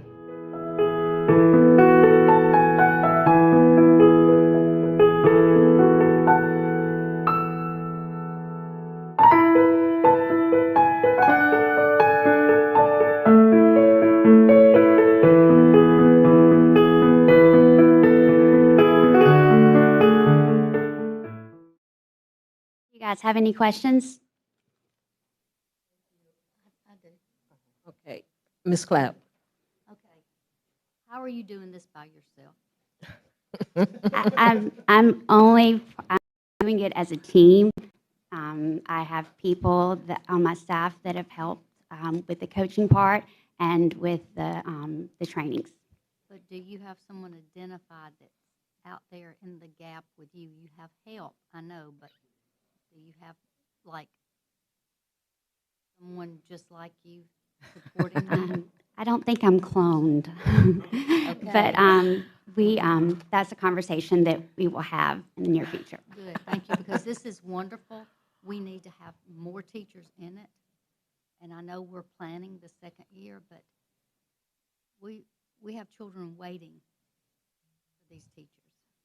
We have children waiting for these teachers. Just for context, it's a little difficult to duplicate Dr. Pelton. Although we would love to do so. That we do intend to grow that. So we're excited about the progress we made in the first year and looking forward to the second. Thank you, Ms. Smith. It's more like a comment. So if anybody facing that way saw my face, it lit up because I actually identified a young lady who was an MPS student, India Richardson. And I remember India, she was working at a poll, not for me, but it was for the Avalorum. And she got to meet a lot of MPS teachers and hear their stories and kind of fell in love with all the stories they shared with her. So I was super excited to see that she's now a teacher in our district. So that's all I wanted to say. So if she's smiling, I know y'all are doing a good job. Thank you. Just watching their growth is inspirational, for us, because where they started and where they are now, there's tremendous growth. Ms. Portis. How many teachers do we have eligible for this residency program? So this past year, we were just piloting it, and we had a total, I think we started with 86, and we're now down to 74. And that takes care of everybody in it? It was the CSI schools. Okay. My question was a lot like hers. I just wanted to, where does your pool come from? Where's your, is this a volunteer thing or? No, ma'am. I went out and met with the principals, and each school had a certain slot based on the number of students and the number of teacher units, and we divided that to determine the number. And they were to select teachers to fill those slots, but the criteria was that they had to have a growth mindset, and that they took initiative, and they wanted to be a part of something. So that's how they were chosen. I'm just pleased that over half, I looked at your numbers that you had 74 and you had in the 50s that were emergency teachers. And I just hope after we have this meeting and we meet again, somehow we come up with more money, because you're going to hear me speak later under new business tonight on a teacher advocacy committee that I know Dr. Brown is currently working on. But again, I want time on it. I'm looking at this and I'm seeing teachers, specifically emergency certificate teachers, leave in the Groves. And it's when you have, if you think about it, you have to understand from my point of view, I am mentoring my son right now, teaching. And as I've watched a 27-year-old young man, there's so many things I didn't even know. That, when you have somebody emergency, you have somebody, maybe they've graduated from college, but they've never done an internship. And we just had some, I won't say which school, but I think, you know, I had one teacher that it broke my heart that he left because he was teaching a subject that there were safety issues in it because they were dealing with electricity. And he didn't know. I mean, when he went to his superior, it was, we'll just keep him busy for an hour. And I want to look at him and say, hey, let me call, Angie Pelton. Let me help this guy. Because we've got teachers that are crying out. We've got students that are crying out. You have a board member here. I'm telling you, I am extremely passionate. I'm keeping a low tone right now, but I'm ready to scream and say, where's the money? Let's find the money, because this is money well spent. When you don't have supervisors, which I begged for, this is exactly what we need for these teachers. So I know I sound a little harsh, but I feel very strongly on this. And I thank you for what you're doing. Thank you. Ms. Portis. I have one more comment. If the principal, it does not have to be a first-year teacher or an emergency. Within the service. first 3 years, or First 3 years. they have no teaching experience, meaning Okay. they have a bachelor's in something else and they're becoming a teacher or working toward being certified, like traditional. So it could be someone new to the district, Yes, but still in their first 3 years. Yes, within their Okay. first 3 years. Okay. Okay, Ms. Smith. Lisa touched on something that sparked a thought about the retention piece. Culture and climate is everything. And trust me, I think we've been waiting for something like this for a long time. It's come up before you got here. I hope embedded in there. Well, let me just ask, do you invite some of the principals to come and just do an observation of what they're learning so that they can kind of have an idea? Everyone's welcome. Okay. And because I think having a good understanding, especially as a new teacher, I mean, you're overwhelmed with so many things, and so many things come at you, and your principals are microwave. They need certain things done Right. because the district will move in a certain direction. But I hope that, and I'm not sure, and we could talk later, but that there's some type of communication between you and the parties that be to talk about not only, how to retain them, because that's a lot of investment and money put into them, and we don't want to see that money and that investment walk out the door. Well, when they come back and start year 2, meaning in August, that's when they get their $5,000 stipend. If they do not complete what they're supposed to and they don't come back, they don't get a stipend. So we're incentivizing them to come back. Yeah, we'll talk later, but the incentives are good, but I want to make sure that everybody knows that this is a lot of investment that we're putting into them, and they want to be great teachers. They want to be with us, and that you're doing your part, but to make sure that we have an inviting climate and culture so that they can flourish. And I'm not saying coddle them, but professional environments. Thank you. Thank you again, Dr. Pelton. Thank you.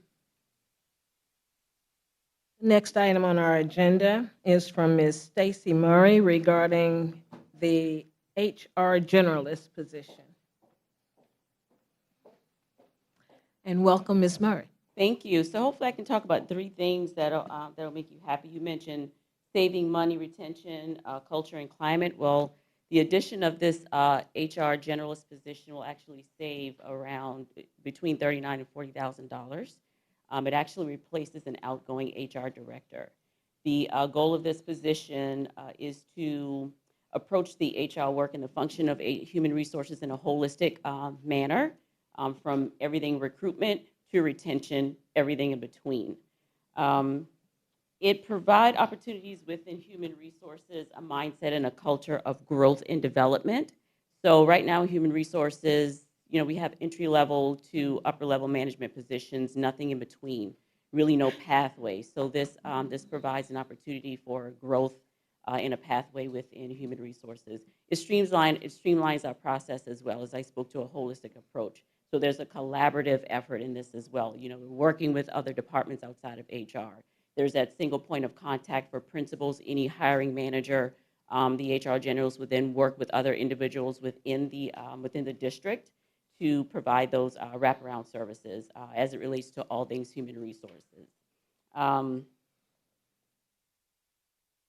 it. Any questions? Thank you. Yes, Ms. Cloud.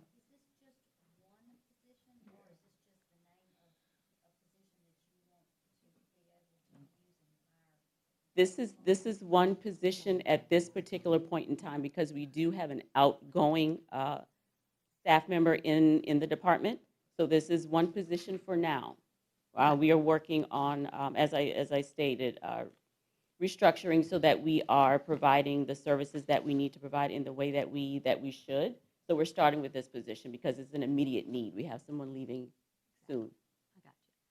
All right, thank Dr. you. Keith? I wanted to make sure that, we just did an audit, and that's why we are, I'm hoping we are sticking to the plan of revamping HR. So this person will be credentialed in HR.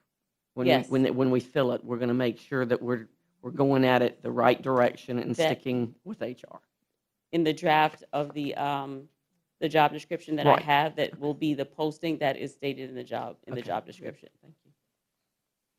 Thank you. Are there other questions? I just Ms. have- Cloud? Mhm. You know, you mentioned onboarding and getting people to the correct place in the right position. Also, I'm really wanting to hear exit interviews. I want to know, because the only way you're going to grow is why people are leaving. You know, you do have those disgruntled employees, but at the end of the day, we also want to know, because you got to know before you can grow. We currently have an exit survey, which is voluntary. We're in the process of restructuring that exit survey so that it asks questions that will entice or get people interested in actually participating in the survey.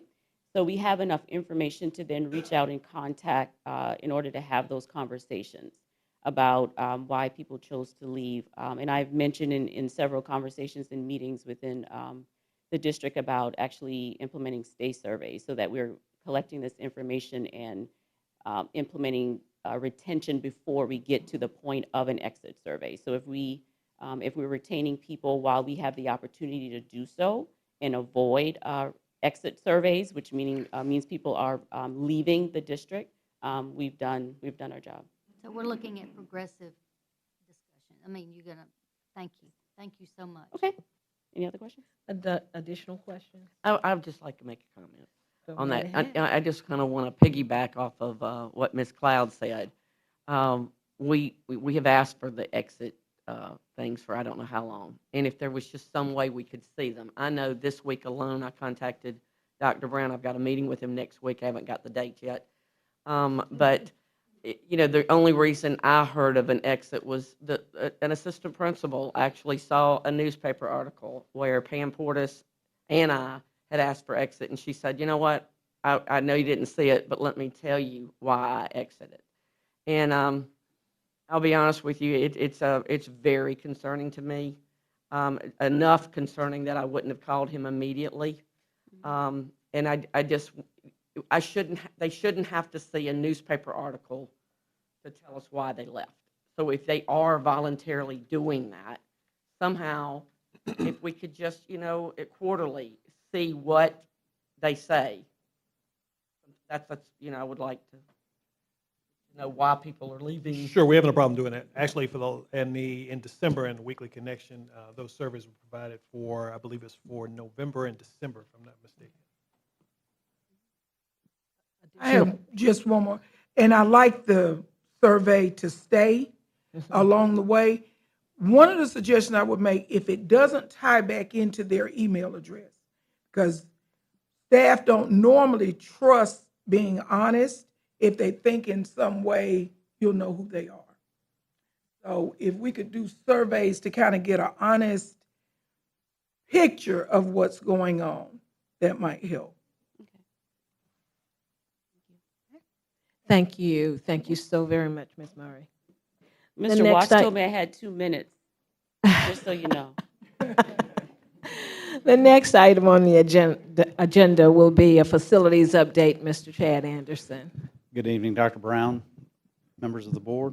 If you'll look at your spreadsheet with me, we have gone through the Volcker capital plan, and Laura really hit those first few with a blunt car drive, park crossing, Carver High School, and South Lawn Middle Gymnasium. So I'm not going to add to those. I think she did an excellent job with that.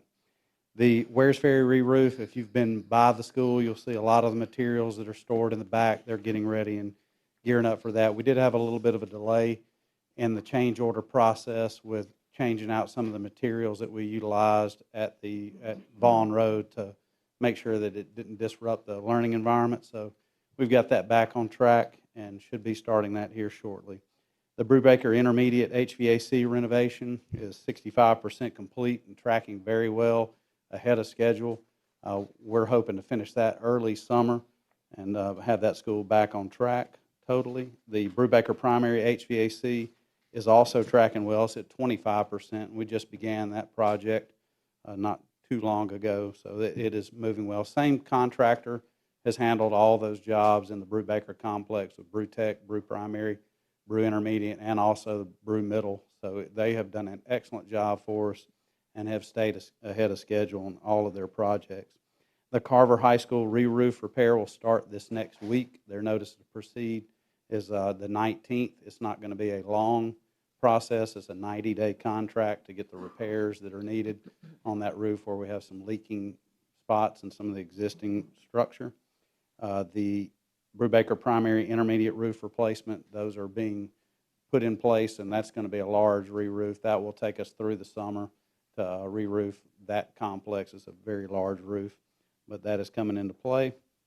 The Morningview and Davis projects, we're continuing to work with our professional services and Mr. Watts to procure extra funding. You know, we received the $2 million grants for each one of those locations from the Lieutenant Governor's Capital Grant Program.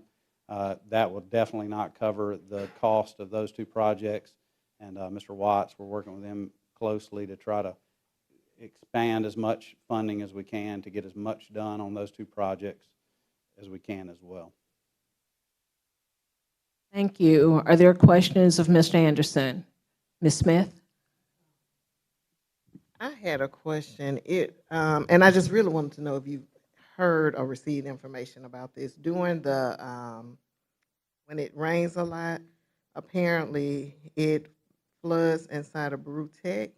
Have you, that's what I was told. Have you ever received any information about that? Because I did receive that. I've not heard it at Brew Tech, but I'll check into that tomorrow. Okay.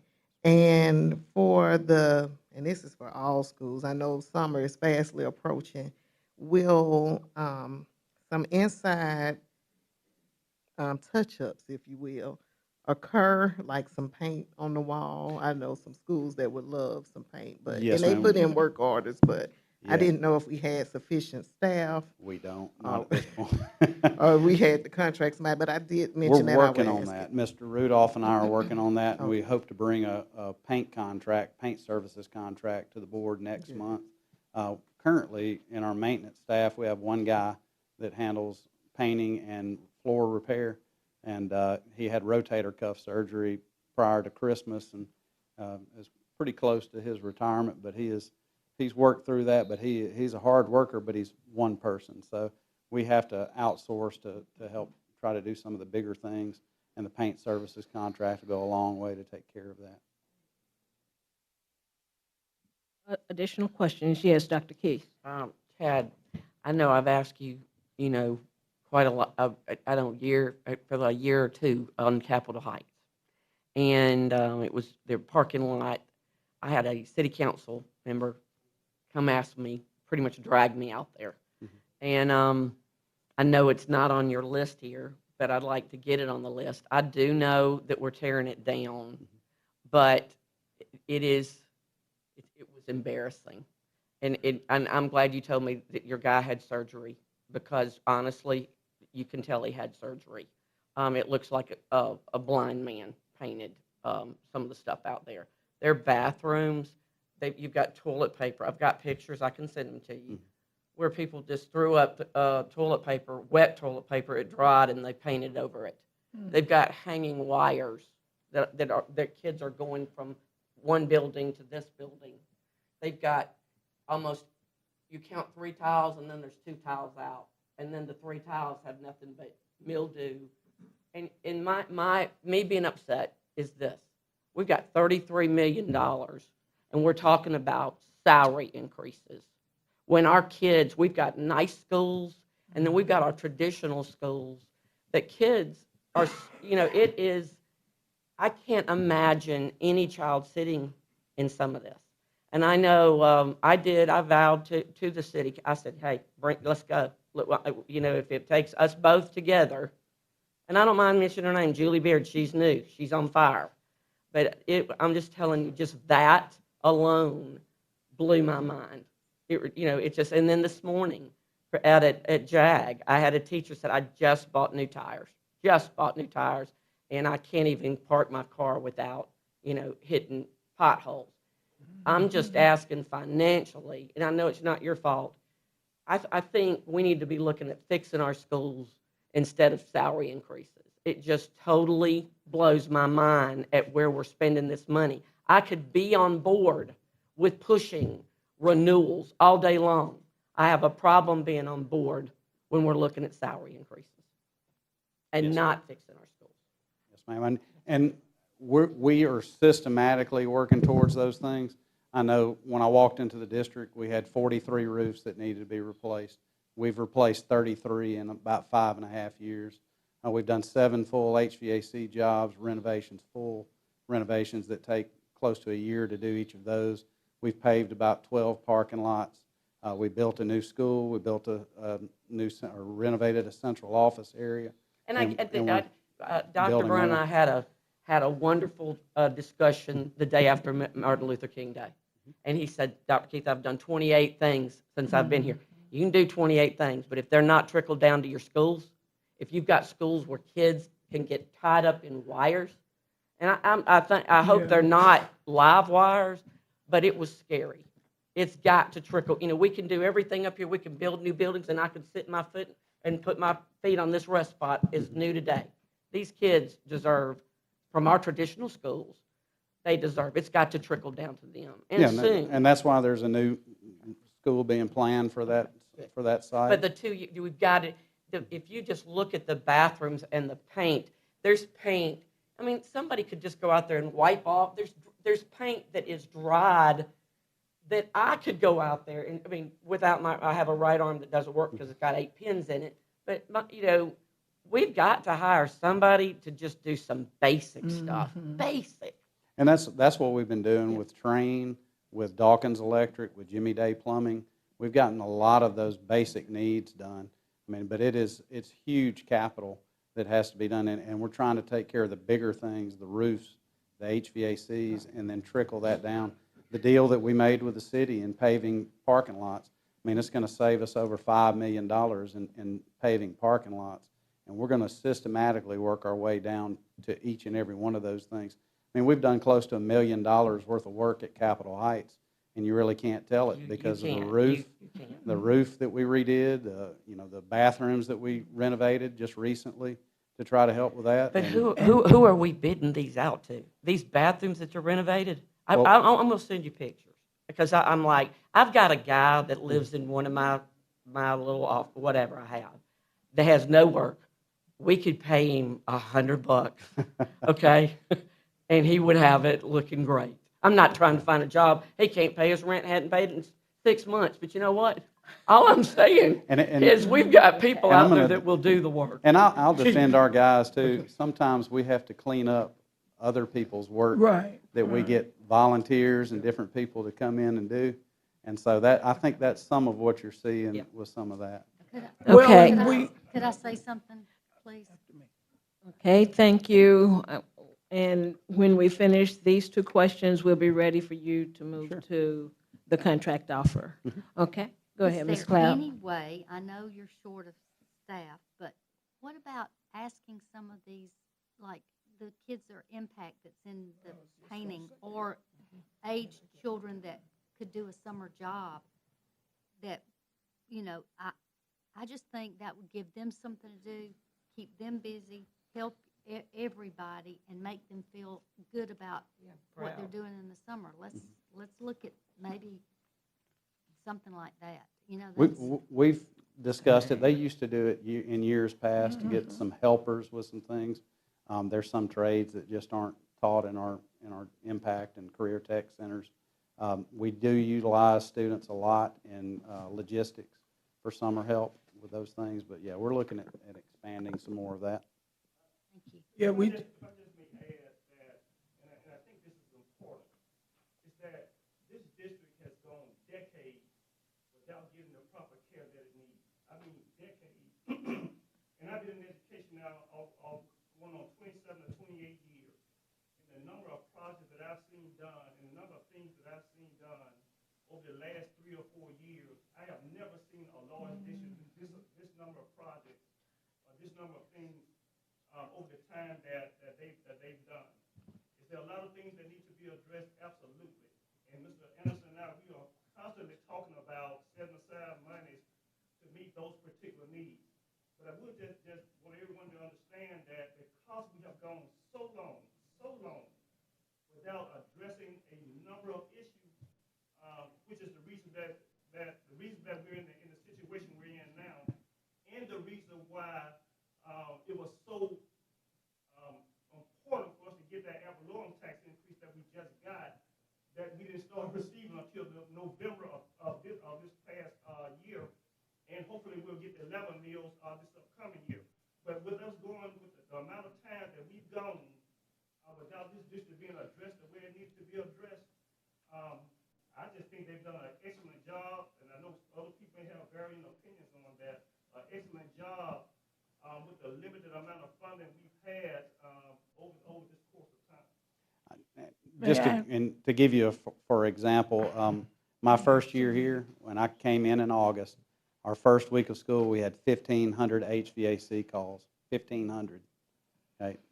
The subsequent years, with putting train in place and the things we've averaged less than 100 calls the first week. So we're doing things. I know it's not always when people want it to be done and exactly how they want it to be done, but we are out there, and our 28 people in maintenance and 14 people in security and about 14 or 15 people in logistics, they do miracles each and every day, and I can't say enough about them. They work very hard, they work long hours, and we're going to continue to do that. Are we going to get it right every time? No. Like my master plumber supervisor likes to say, we're in the problem-solving business, and that's what we see every day. So it's something that we're going to continue to work on and get better and better each day. Thank you, Ms. Portis. and while we appreciate the comments, we're not attacking what we're not doing. We owe it to the people that we represent to say it at this table, to make sure that they know we are representing their babies too. And when we see things, we just want to bring it to your attention.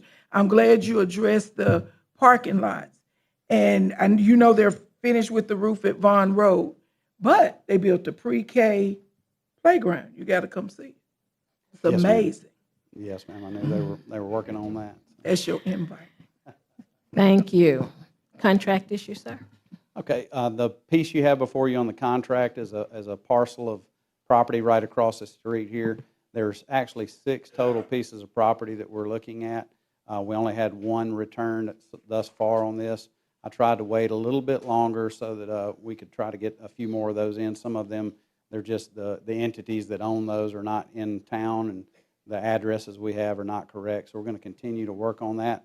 But this one piece will get us started so that we can expand our parking here at the Leadership Center. I think things have enlarged since we've first started designing this place as far as the scope and sequence of everything that we do on a daily basis. I know you heard Dr. Pelton earlier. Professional development is a daily thing now and utilizes this room that you're in and several other spaces. So it is expanded from what it was initially programmed as to now. We just need the space to continue to provide for our teachers and our people in the district, just to continue to grow. Thank you. Are there questions of Mr. Anderson regarding the contract? Are there questions? Thank you, Mr. Anderson. The next 2 items on our agenda will be presented by Mr. Watts and will be taken individually followed by questions from our board members. The first is information regarding a rate of pay for part-time nurses.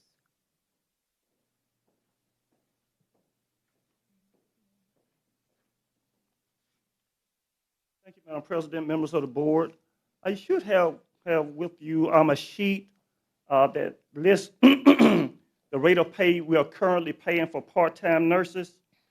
And when I found out that we were paying part-time RNs $13.33 per hour, I came to realize why we were not able to find individuals to serve in those positions.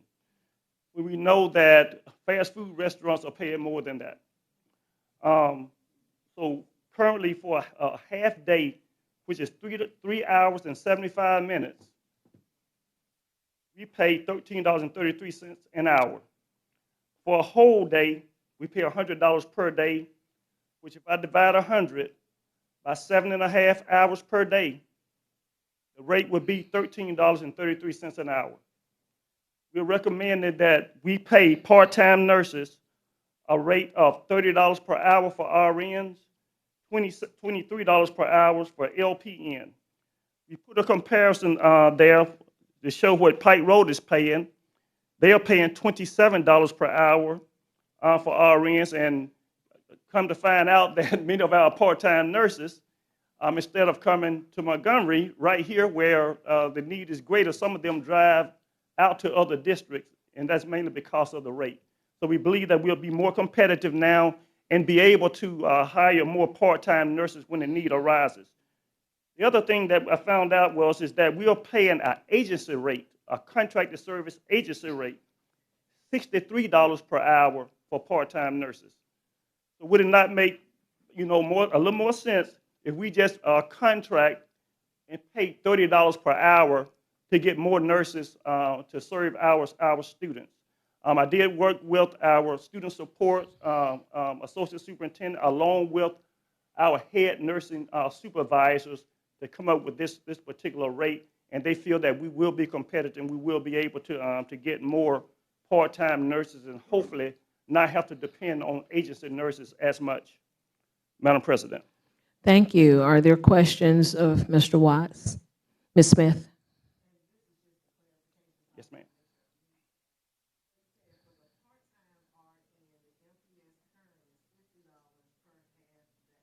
Right, which is 3 hours and 3.75 hours. And a whole day is 7.5 hours. Yes, ma'am. We recommend it just a flat rate of $30 per hour for RNs.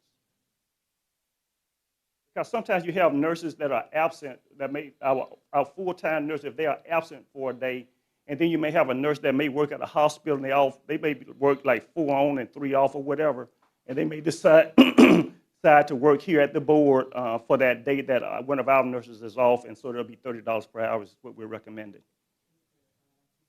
Yes, ma'am. Thank you. Additional questions? Okay, hearing none. Mr. Watts, we'll look at our December 2023 financial statement. Yes, ma'am. Ms. Watkins. Okay, thank you. Good evening, Superintendent Brown, Board President Dr. Coleman, board members. You should have before you the December financials for the current period for review tonight. In that financial package, you will find an explanation of financial data, which is the state of the district's financial position that's analyzed and provided by the CSFO. We have a snapshot analysis, which is an overview of the district's financial standing or position. Also included is the the general fund balance recap, which is a detailed breakdown of our general fund balances as of 12/31/2023. You also have the monthly percentages for the period, which will display that we're in the third month. Tonight you're seeing the third month of the fiscal year, which is 25%. You also have the monthly and annual comparative statement of revenues and expenditures, which compares our current month being reviewed, month and year-to-date, to the same period, month and year-to-date of the prior year. Also included is a statement of cash flow, which provides the cash received and expenditures paid for the current period being presented. And then there is a pie chart in there, which is a visual of that same information. You also have the F exhibits, which are the reports that are downloaded from the State Department. Provides a combined balance sheet, which is the district financial position as of December 2023, and the combined revenue and expenditures, which provides our change in financial position for that period. If you would turn to section 2, which is our snapshot analysis, and we'll briefly go through that. The snapshot analysis shows, of course, in the general fund section, our beginning fund balance of this fiscal year of $92,152,281. Revenues to date, $93,224,933, and our year-to-date expenditures as of December, $70,327,339, with an ending fund balance as of December 31, 2023, of $115,049,875.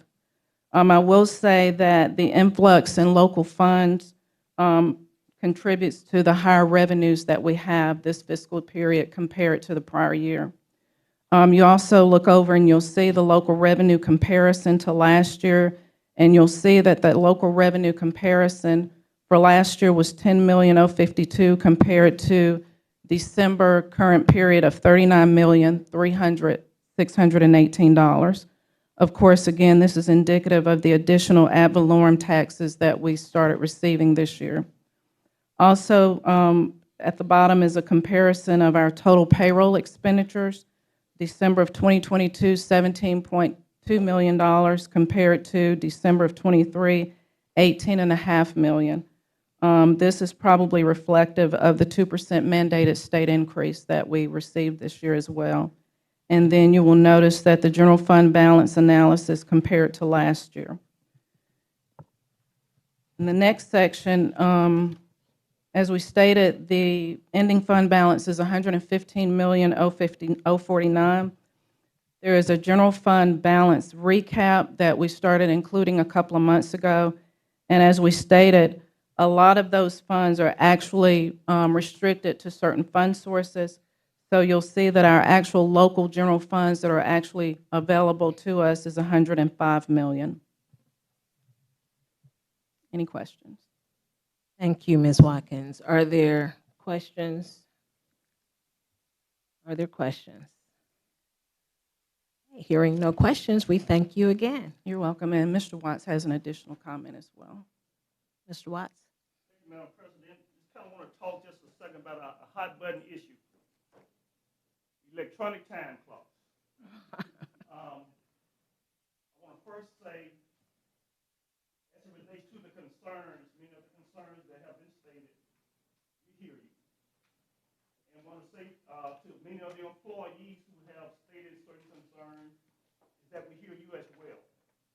While over about 80 to 85%, if I'm not mistaken, of our employees are indeed clocking in, utilizing the electronic time clock, they have no issue with it, no problem with it. Still, we believe 15 to 20% is still too much. We believe 15 to 20% is still too much. So with that being said, we have requested from Dr. Brown that we delay the implementation of the start of utilizing the electronic client time clock, which was supposed to start in March. We're delaying that, that particular project. And what we'd like to do is to come back with some additional options as it relates to the time clock. We'd like to do a presentation before you guys to see exactly how this thing will work, where we still may have the electronic finger scanning for the employees who would like to do that, and may have another option for other employees, and whichever one they choose to use, then that's what we'll do. However, we have to have some very, very strong procedures, and to ensure that regardless of what method we use, that we have to guarantee that employees are indeed in the building, and that our procedures will speak to that. So it wouldn't necessarily have to be a person being finger scanned, except the ones that would like to. But again, we want some strong procedures, have some strong procedures in place, but there will be some options, and we'll like to, again, do a presentation before the board to let you kind of see what we'll be recommending along with those particular procedures. Madam President. Thank you very much. Yes, Ms. Cloud. Are all employees going through this process? Principals, everyone? Yes. Administrators, principals, central office, schools, everyone. Do the principals scan in, and then if they leave for a meeting, do they scan out and then scan back in when they come in? They can scan, there's something called, I think it's a transfer. Yeah, they can transfer out. For example, let's just say a principal has to leave a school to go to another school or come to the central office or whatever. They can transfer out. Then when they go back, they transfer and just they'll scan back in. Thank you. Thank you very much. I'd like to make a comment. Yes. Mr. Watts, thank you Yes, ma'am. for at least asking to move this to, later, because I had, I was the one that spoke on this, and you said there were 60 that were, not happy. And the more I've talked to teachers, I don't know why 2024, I've not invited myself out to any school, I can assure you. And I don't know if why people are calling me, but I will tell you, I've been, just even today, I went to a parade. That's why I've got my red on today, okay, to Danley. So I'm going, I'm there.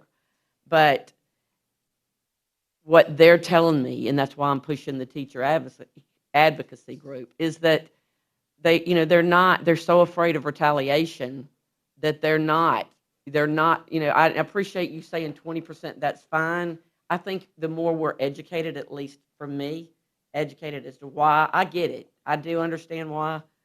Then it's even, and Dr. Brown, I'm not a big AEA fan, but it was AEA that was here that night that, and they know I'm not their fan, okay? They know Dr. James is not their fan. But actually they were here at the Freedom Prep thing, and we brought that up. And they even said, Lisa, why don't we wait? It would have been better if we had moved this to next year.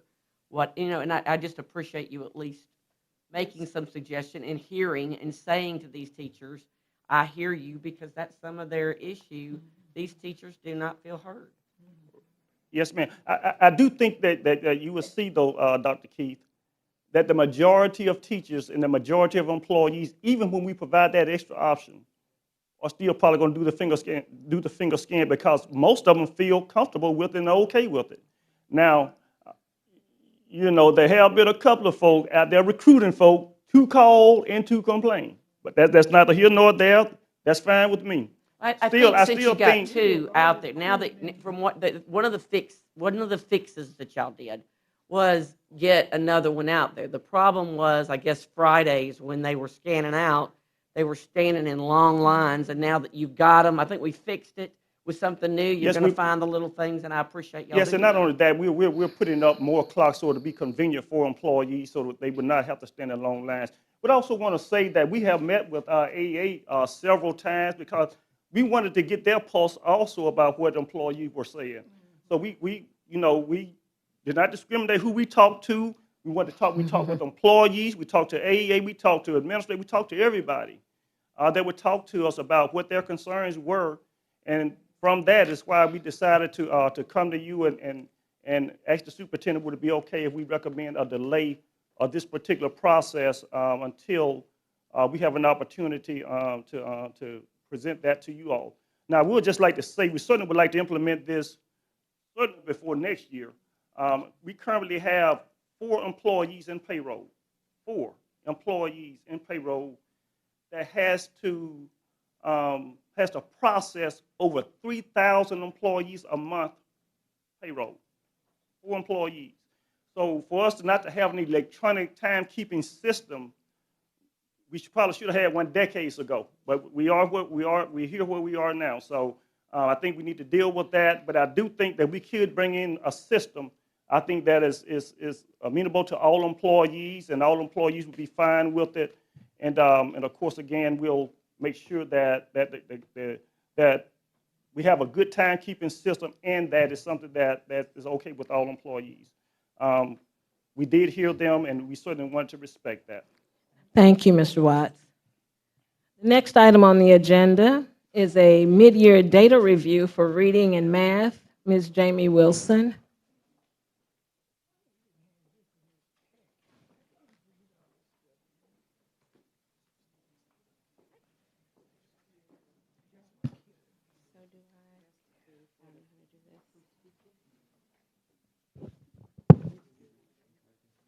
Good evening, Madam President, Dr. Brown, members of the board. How do I get, this is not mine.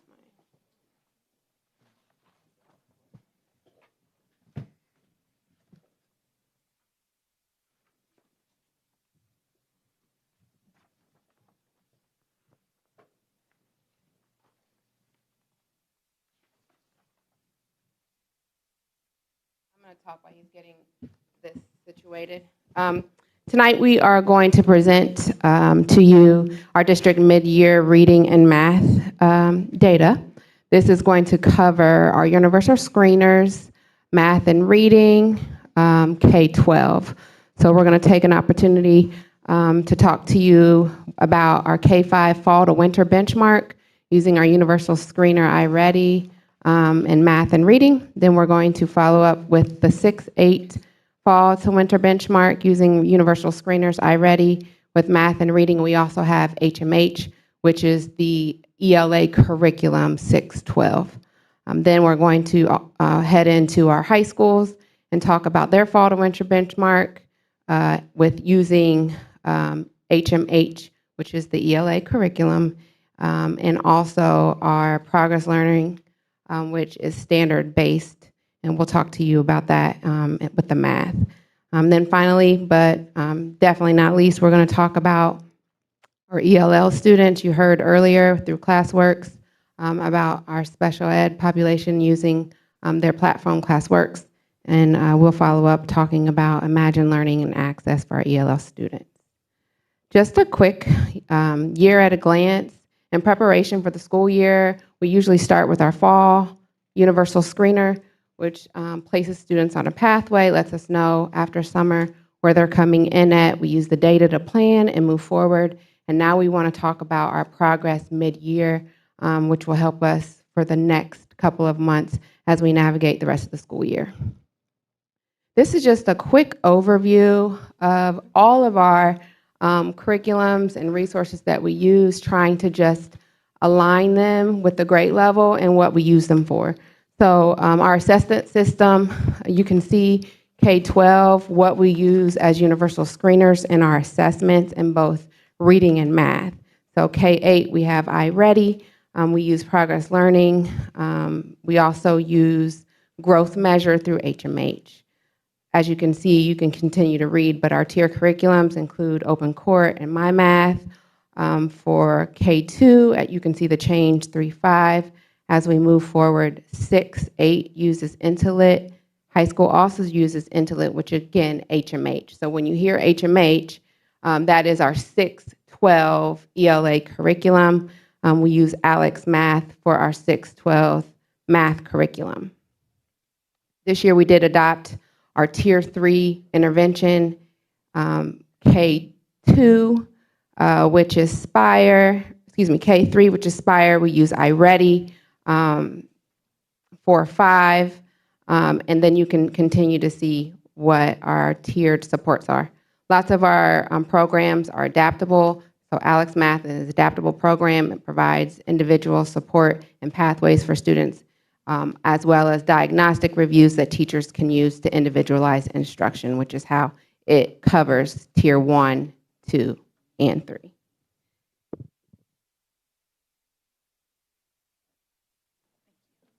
Good evening. Superintendent Brown, Madam President, board members, and guests.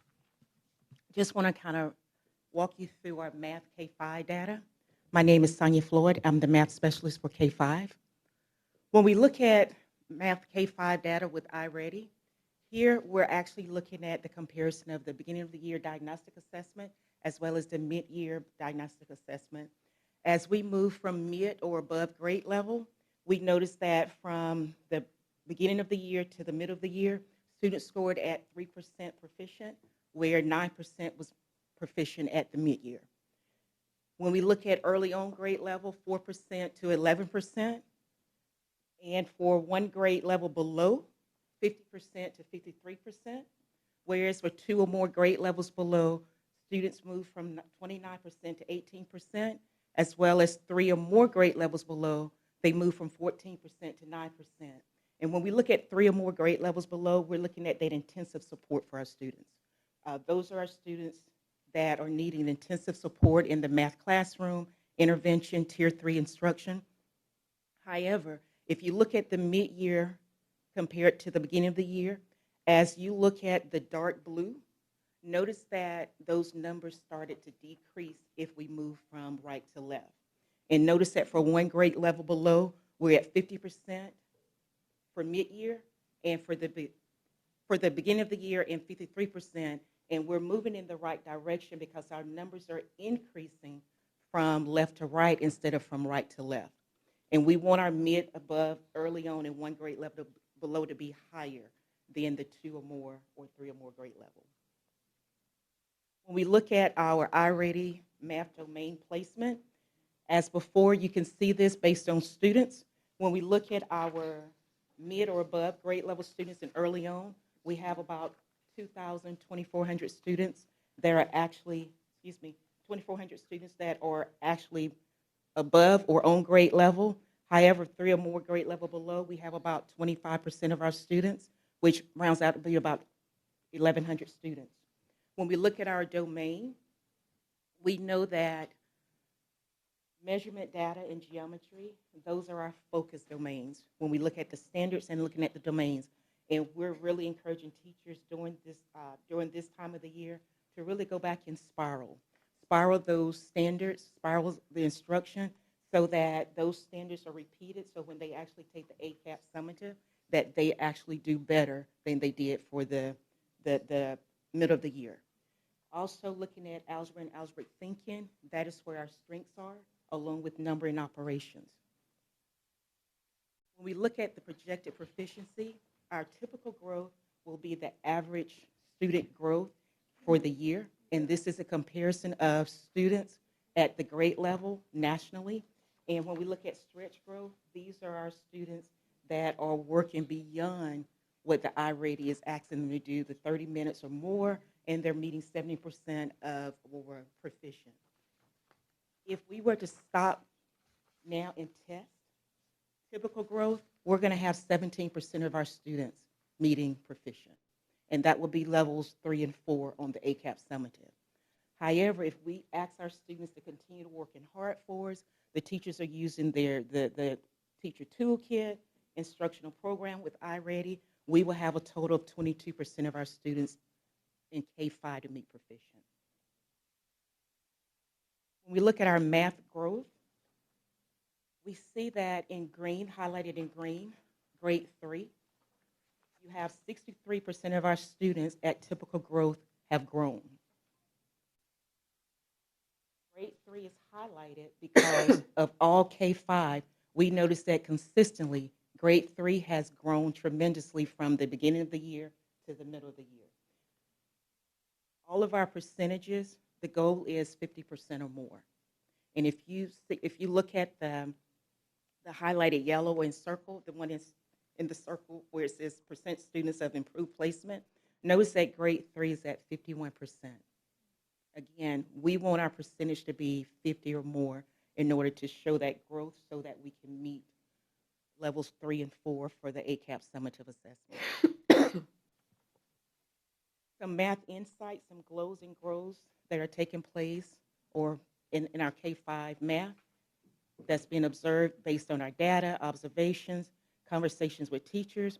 One, is that their learning paths. Our teachers and our students are using iReady. They are using iReady to ensure that students are on their individualized plan, as well as the teachers are monitoring to make sure that the students are using it with 30 minutes and 70% or more proficient or mastery. Professional development is being more targeted for K-5 math. Academic terms are being used, observed, and heard in the classroom by teachers and students. Standard-based instruction has increased. That was one of our focus from last year, is making sure that standard-based instruction is being utilized, that the teachers are teaching the standards. Several goals that we have for Math K-5 to review the intervention enrichment curriculum. One of our goals with the Numeracy Act is to make sure that we do have a strong intervention program that's comprehensive, as well as meet the student needs. Through our Numeracy Act, implement iReady to fidelity, making sure that we're using iReady to the fullest, what the program was purchased for. Use of ACAP instructional supports, making sure that our teachers are using our instructional supports in order to plan for instruction, as well as looking at the blueprints to make sure that they're looking at the high reporting categories in order to support the instruction, so that scaffolding can take place or the spiraling can take place in the classroom. And the most important one, that probably should have been at the top, is the transfer of math skills to real-world application, so that when students, whatever they're learning in the classroom, they're able to transfer it to the outside home, to everyday life through their problem-solving skills. Thank you. Thank you. At this time, board members, do we have questions regarding the math? Ms. Portis? If you go back, Ms. Floyd, to iReady Math K through 5, the bar chart, where it says 3% and 9% mid or above grade level, who is that? I mean, is it K? Is it middle school, high school? Who? Yes, ma'am. Our mid or above grade level, this is all K-5. K-5. K-5 K math. through Yes, 5. ma'am. Yes, Okay. ma'am. K through 5. Yes, ma'am. One more question.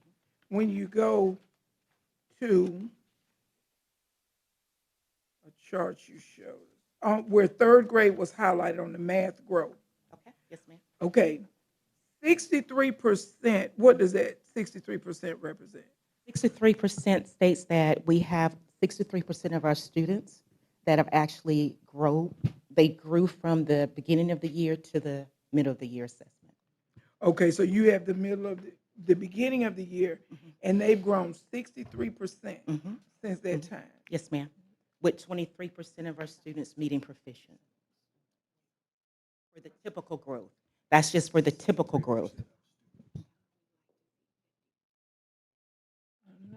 By half year, Ms. Portis, our goal is to have at least 50% of our students growing. And we're at where, 51%? For the stretch growth. Right. Yes, ma'am, for stretch growth. Okay. I know what I'm talking about. Additional questions? Thank you. Thank you. Greetings, I'm Dr. Dowdy. I'm your ELA Social Studies K-5 Ed Specialist. We're going to go through our iReady ELA data. If you look at the chart, we're going to start with the mid and above grade level. We started off the school year with 3% mid or above grade level, and now we're at 9%. Early on grade level, we started at 4%, now we're at 11%. One grade level below, we started at 50%, and now we're at 53%. Two grade levels below, we started at 28%, and now we're at 18%. Three or more grade levels below, we started at 14%, and now we're at 9%. If you look at the data, if you look at the one grade level below, our current data mid-year is higher because we have moved students from 3 or more grade levels below, and as well moved students from 2 grade levels below to 1 grade level below. So that's why you see that increase right there, and the goal is to take them over the hump to the other side to increase the number. So that's what we're working at right now. Okay, elementary already domain placement. Currently, we have about 18% of our K-5 students who are mid or above grade level, 17% early on grade level, 39%, which is our biggest area right now, one grade level below, 16%, two grade levels below, and 10%, three grade levels below. If you look at our placement of domains, our area right now that we're really, really proud of is our phonemic awareness, as well as our phonics and high frequency words. Areas in which we are working on is vocabulary and informational text.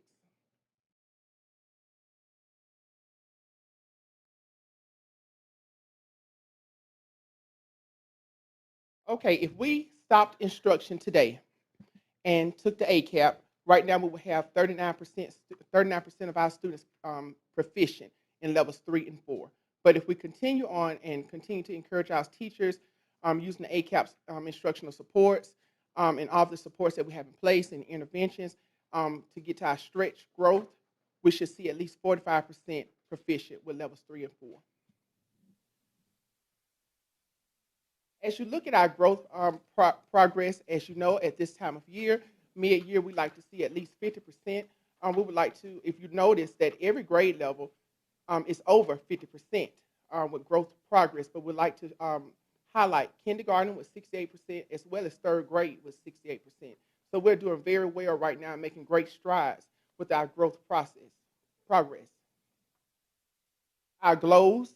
Right now, our teachers are doing very well with our foundational skills, in which we do have McGraw-Hill in schools right now, helping with open court, where they're going through and they're modeling lessons, as well as assistant teachers side-by-side coaching. So they're getting more training on the job while they're in the classroom with the students with foundational skills. Also, we have increased our usage of iReady in the classroom, and professional development is being more targeted to elementary ELA as well.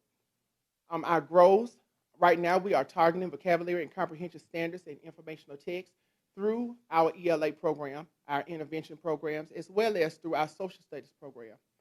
Also, we would like to implement iReady more in the classroom, making sure that we are full comprehensive and making sure it's a full comprehensive system. Also, we are encouraging our teachers with to use the ACAP instructional supports to plan their instruction, the instructional guides and the blueprints, which allows the teachers to make sure that they're using the correct vocabulary terms, the correct standards that are being addressed on the ACAP summative, as well as the blueprints, which entails the high reporting category areas. Accelerate students usage of iReady learning paths, and effective lesson planning and small group instruction, in which we are providing PD for at the moment. Any questions? Thank you. Are there English language arts questions, Ms. Portis? I do. I have just one. Is it a coincidence that the iReady math K-5 data is exactly like the elementary? ELA. The ELA data is the same. Which part are you referring to? I'm look at iReady math K-5 data, the bar graphs, and then the elementary iReady ELA data. Those percentages, while I hate percentages because they don't tell you anything, but they're the same. No, close. 29%, 28%. And that's the only one. No, they're on, What? she's looking at iReady Math K, and then you go over about 4 pages to elementary iReady ELA, ELA. and it's the same exact bar graph. It's two. Actually, it's two different bar graphs. It's the same graph, but it's two different data. You know, the data is different on both, but it's the same graph that is used in iReady, and it reports different domains as well. The percentages are pretty much the same, except with 2 or more grade levels. In math, we had the previous year 29%, and in English language arts is 28%. But ironically, the 2 graphs look similar. Correct. But we're making strides in the right directions in regards to math and reading. So it really looks good on this end as of right now. And we're continuing to move in the right direction with all the interventions we have into place. Any other questions? I do have one about the usage. How is there, and it may come later, I don't know, but as far as usage, how many students are actually using it? What schools, what have you? I know it's in all of the schools, right? Yes, it is. Yes, So it is. how do we know what the usage is? We actually have an excellent usage report that we can provide you, but we want to see students using the program 30 to 45 minutes per week, and our students are faring right in that. So K-5 is doing a great job of implementing the program. I'll show you the graph that provides that. I'll provide that to you later, Dave. And will it also have the raw numbers? I like numbers. I'm a numbers person. If you So can, in our buildings, they have raw data. So we're showing this at a larger level. Yeah, So we're showing an overview. But in the program, you can actually click on the areas, and it'll show you the students. I can't. You can. So, and we wouldn't, if we gave you the raw data, you would see 3,000 names. Like it would just be names and 3,000. But this is the summary. But our principals and our teachers can click and see what students are falling and where they're at. They can see their usage report. They can see individualized support for each student, but not at this level. You really can. I went to McKee, and I was able to see the work for individual students and how they were able to improve, and the amount of time that they spent on the data. So it's really a phenomenal program. Yes, it is. And it helps with differentiated instruction as well. It does. Something really quick that I think is getting lost in the shuffle that we need to emphasize is that if the ACAP was given today, the mid-year, we've demonstrated that kids would be more proficient today than they would have all of last year. We still have a half a year to teach.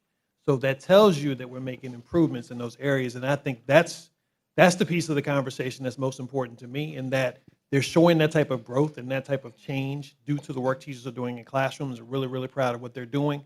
And those are the things that have to get recognized as well. Well, Dr. Brown, while I don't disagree with that, what's really, really important to me is I go out to these schools to help. I want to know where I'm helping. Who has this data doesn't show me that, while I know it's available because Jamie just said it's in the school, and I know it is. But again, y'all are defending. We're not saying you're not doing your job. We're saying to give us something to help you. And the way I can help you is to understand what these children are doing and how they're doing it. That's all I'm saying. Well, I'm sorry that you think I'm not defending. I'm just stating a fact. That's all. But the principals and teachers have access to the data, can certainly deploy you to help assist with students in classrooms and given the type of intervention that you want to support with. And it seems. I'm glad you said that, okay? Because that makes sense about we're just at mid-year, okay? So these figures, when you look at like the teacher directive, okay, but when we get, this is just mid-year data, it's going to go up. Yes. Okay, I did not know that, and that. With the understanding they were already ahead of last year at the end of the year. Said it, I just didn't, until you brought it up, I didn't understand that we were looking at mid-year. When is the when is the assessment test in April? We start testing in April. That's what Correct. I thought. So we're really 2 months. Well, this isn't February data, this is December. So we've done instruction since I this has got been you. distributed. So we're our target point is April. Mhm. Thank you. Thank you. And we're ahead of where we were last year. And one of the things that you can do. One of the things that you can do when you. Because, hang on, really quick, I don't know if we should be, because we're at the halfway point. We're comparing half this year to all of last year. We've already exceeded where we were last year. And the only reason I say we should be, because you put in that kind of work, hadn't you? Well, we have, but you don't Okay, expect those well, results quite that quickly. Because No, I mean, but the kind of instruction we've changed, correct. so that helps. It certainly helps, but I look forward to seeing the additional growth we get in the next few months.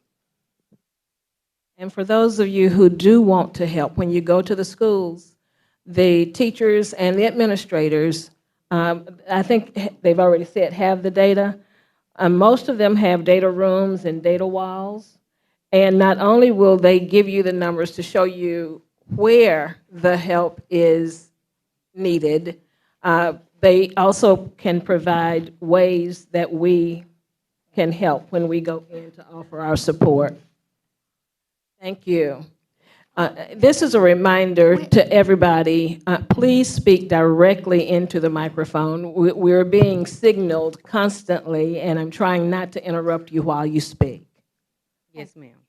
When are the silver, gold, and platinum certificates given to the children? Like, because you know,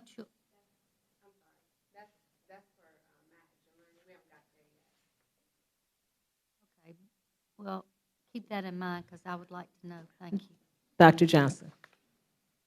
Hi, I'm Bridget Johnson. I work with MTSS and ELA.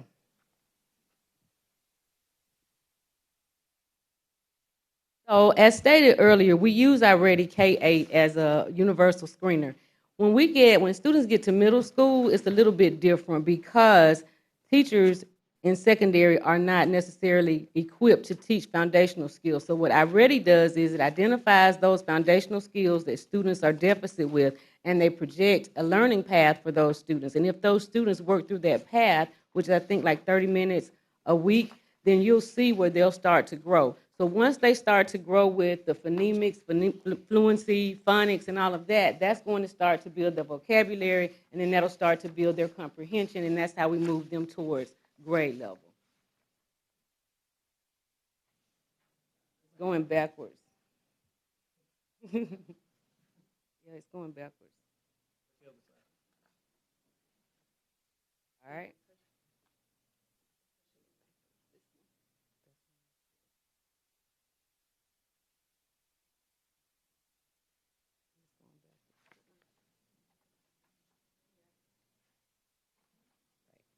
All right, so for 9 through 12, we use HMH growth measures. We do it at the beginning of the year and at the middle of the year. And if you look at our data, we have shown growth. We have about 46% of our students who are either approaching on grade level or above grade level from that first benchmark. For the second benchmark, that number increased to 46.8. So we have more students at this time this year that are proficient than we had at this same midpoint from last year. And I think we attribute that to some of our partners, some of the support that we put in place with our coaches. HMH has coaches, 5 in each building that work individually with teachers to help them maneuver through the program and to group their students accordingly. This is just a spotlight on Imagine Learning to show you how many of our students are taking advantage of this opportunity. For instructional services, that is where we don't have teachers. We may have substitutes, we may have missing teachers. So right now, we have 1,800 students who are enrolled in instructional support. For our teacher directed for 6th grade through 12th grade, we have almost 3,000 students who are using that in the classroom on a regular basis. Right now, you'll see the completion rate is 59, 35, and 31. Again, this is data from December, so that has increased with the expectation that by the end of the year, that number will be even higher. On Imagine Learning, we're able to take a pre-test and a post-test. If you look at the data across content areas, electives, language arts, math, science, social studies, and the grand total shows us that at the beginning of the year when the students took the pre-test and then when they took their mid-test in December, there was significant growth across all content areas. This is just something to show you that English teachers are tasked with multiple skills to teach. They have to teach conventions of writing, the production of writing, knowledge of language, social studies skills, humanities, informational text. So they're expected to teach a realm of grammar, usage, and mechanics, and that's why we have multiple programs, because each program focuses on a different level. We have programs that focus specifically on writing, that's called Writable. We have another program that focuses specifically on those children who do not have foundational skills on grade level. So each one of our programs has a different purpose. While it may seem like there's a lot, you have to know what it's being used for. Some of our grows is our ACT data and how it increased. We actually are right in line with the state as it relates to our composite scores for English and reading. So we are making strides and making progress. Additionally, MPS exceeded the state score by obtaining an overall 16.2. It was just 1 point, but we exceeded the state expectations in terms of English language arts. There were 3 schools that we want to highlight that gained overall growth in all of their competency areas, and those schools are Lamp, BTW, and Lanier. While Carver Magnet did not increase, they did not decrease. They stayed the same. So that's what we want. We don't want decrease.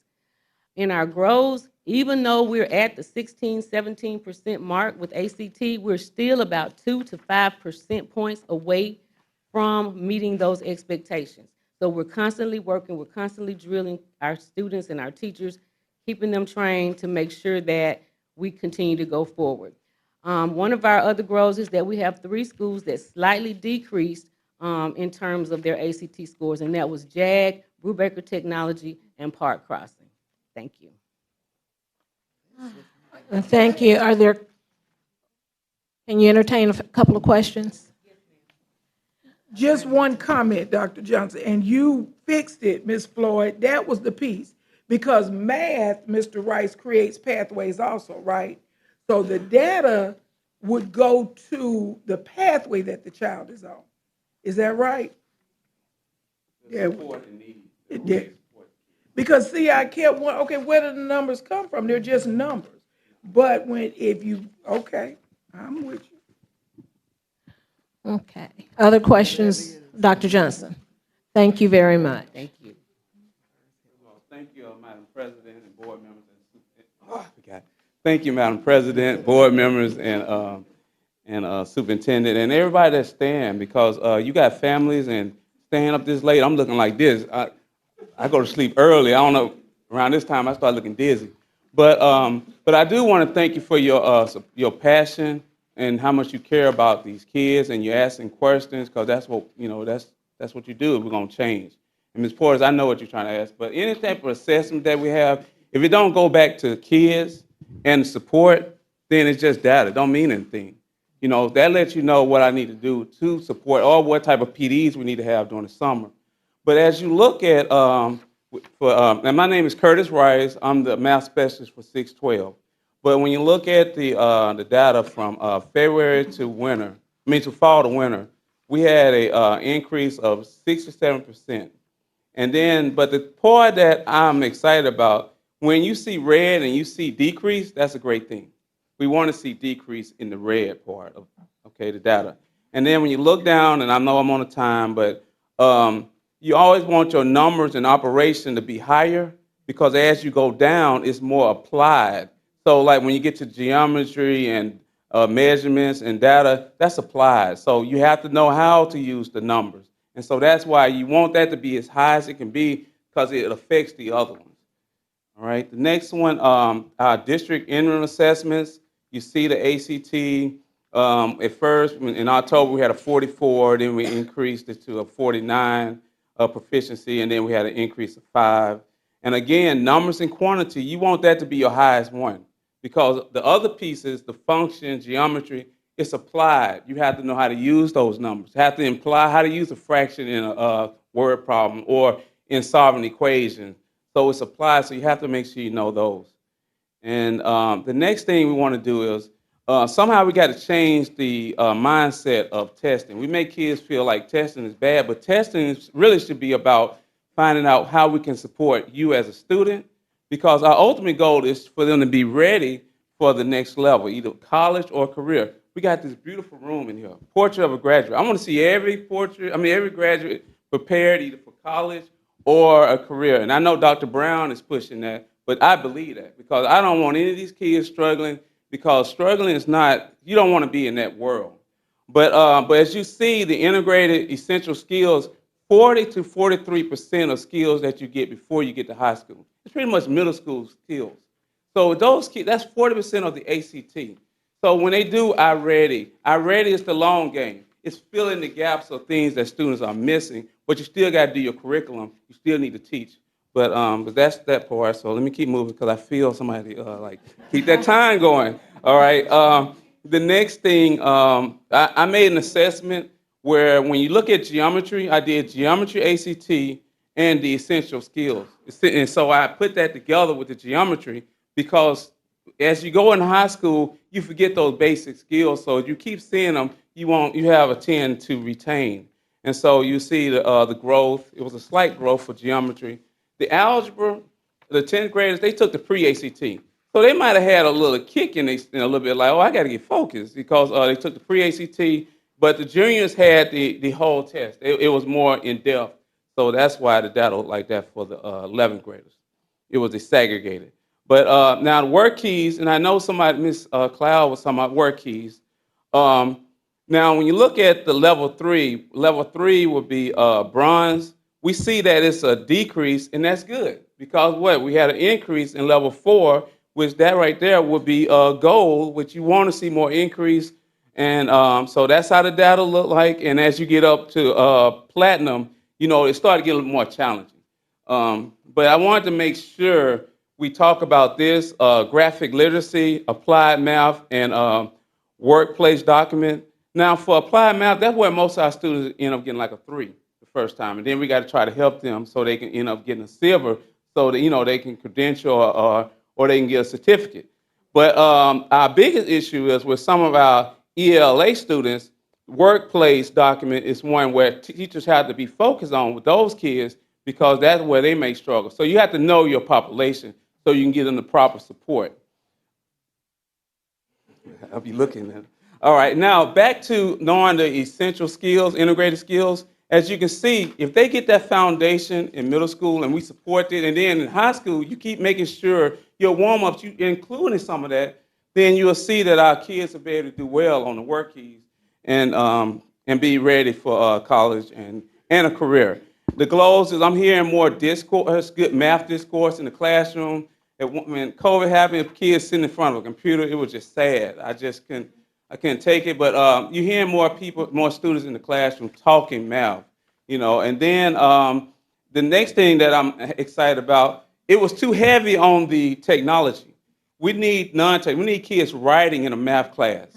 One school, it was one of our top schools, and they were like notebooks. What are we gonna do with that? But then they start using them. They use the composition notebook to put notes, and they said kids, they love doing it because I might say you can use that on your quiz, and it helps them to be organized because our ultimate goal is for them to be organized when they get to college. Because you don't know how to take notes in college, you're in trouble.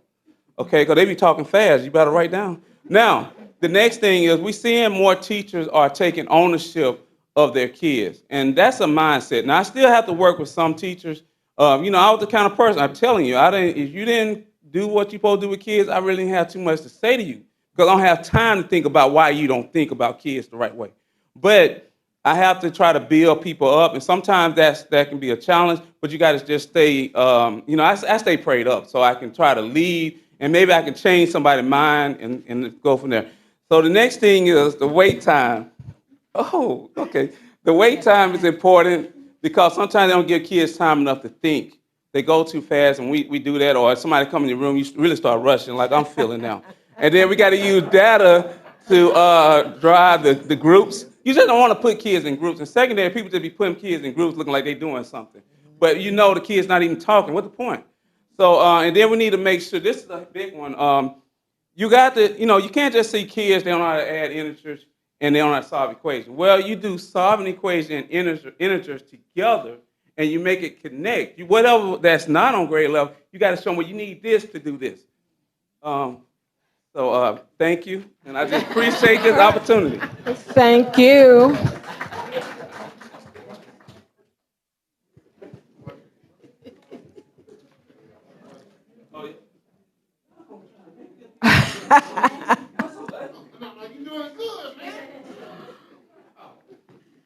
Good evening. As most people here know me, I'm very short, sweet, and to the point.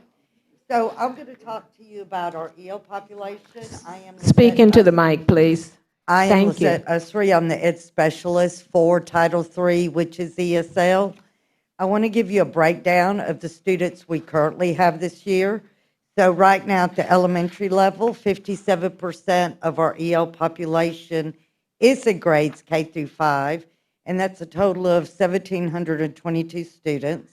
At the middle school is 26% of our population, and then in our high schools, we have 17% of our EL students. Our proficiency levels are determined by their scores on the access test. It's the state mandated language proficiency exam that we take every year. They are in the process of taking it at this moment. The levels began at the lowest, which is a level 1, which is usually our newcomers, all the way to a level 5. The State Department has designated a 4.8 composite score on the access as the exit criteria. So right now, we have 26% of our students that scored in the level 1 in last year's assessment. 21% scored a level 2, 29% scored in level 3, and we had 16% at level 4.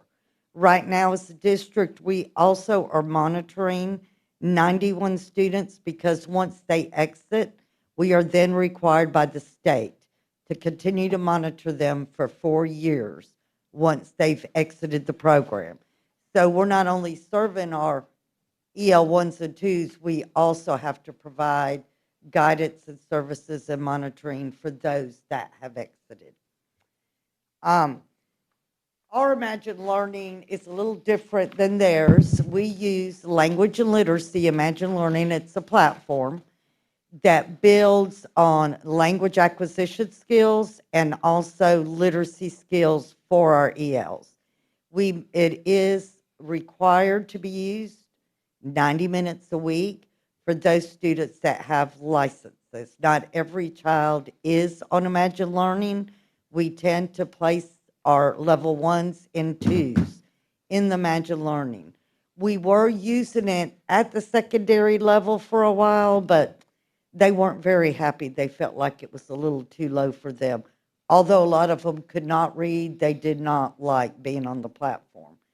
So as of right now, as you can see, this is our beginning of the year benchmark and our middle of the year. Now keep in mind, not all of our ELs have completed the middle of the year benchmark because that window closes February 28th. So this is not the data for all of them. And at the same time, they are also taking the access test. But from the beginning of the year, we saw a 1% increase in those students that are above grade level, 4% increase for those that were on level, and those that were 1 below grade level, they have increased by 3%, which means we've moved those 2 grade levels below up a level.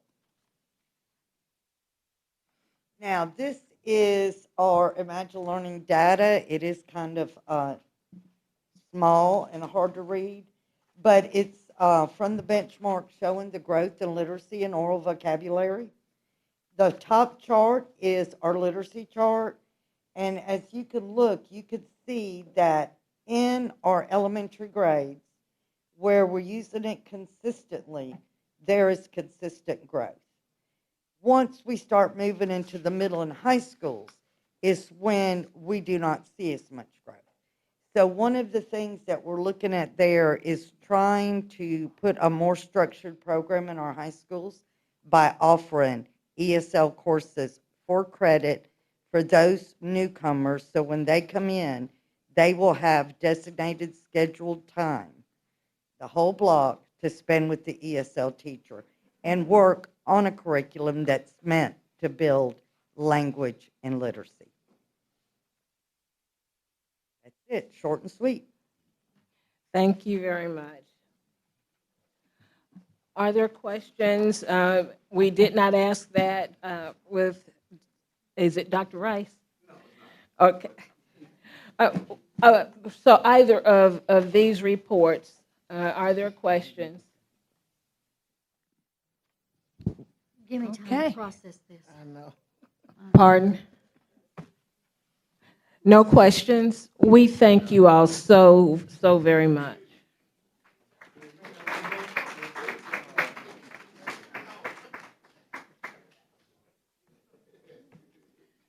The next item will be our bylaws and procedures accompanying forms. Ms. Brown, Ms. Cassandra Brown. Yes,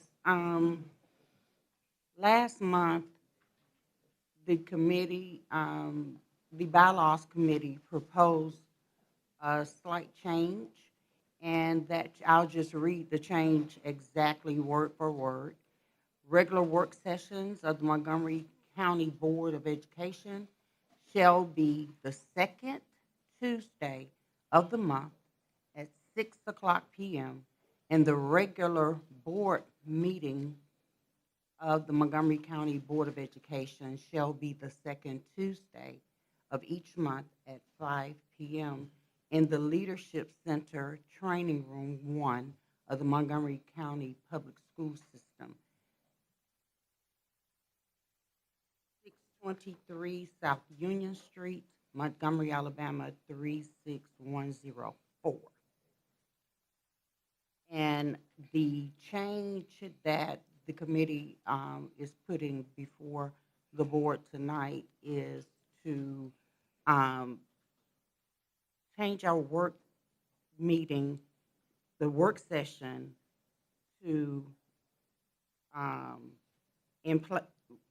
reverse the order of the work session and the regular meeting, so that when we leave a meeting, we will have time to absorb the information that's provided during the work session.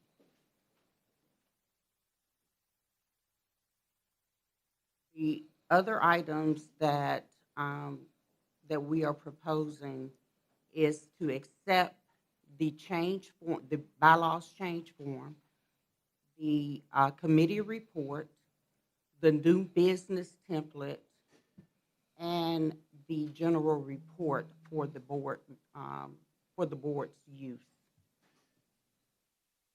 And that is all we have to report at this time. Thank you. Are there questions regarding our bylaws?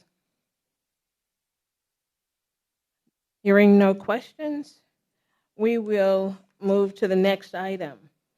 It has been requested that we do a status update on our attorney search. We have received applications. We have interviewed, and we recently received references from those applications.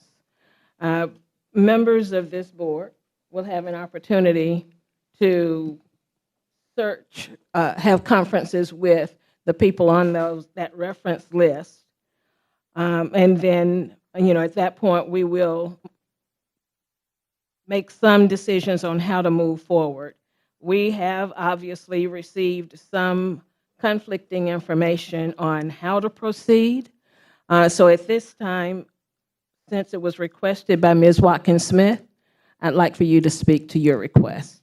And some of it you answered. One of the things I was going to ask was, how soon will we be moving forward in making that appointment for that position, with the conflicting information that exists. And I know that we did get, on one side, had an attorney to speak, but I also spoke with some other attorneys who are very well versed in educational law, who have represented school boards, and told me how that should be done, and it was definitely conflicting. And in fact, they asked from what statute was the information I received in reference to, or what did it relate, what statute did it relate to, because they could not find one. So I'm hoping we can provide a timeline tonight on when we can do it, because it's been quite a while, without saying too much. It's been out there a while.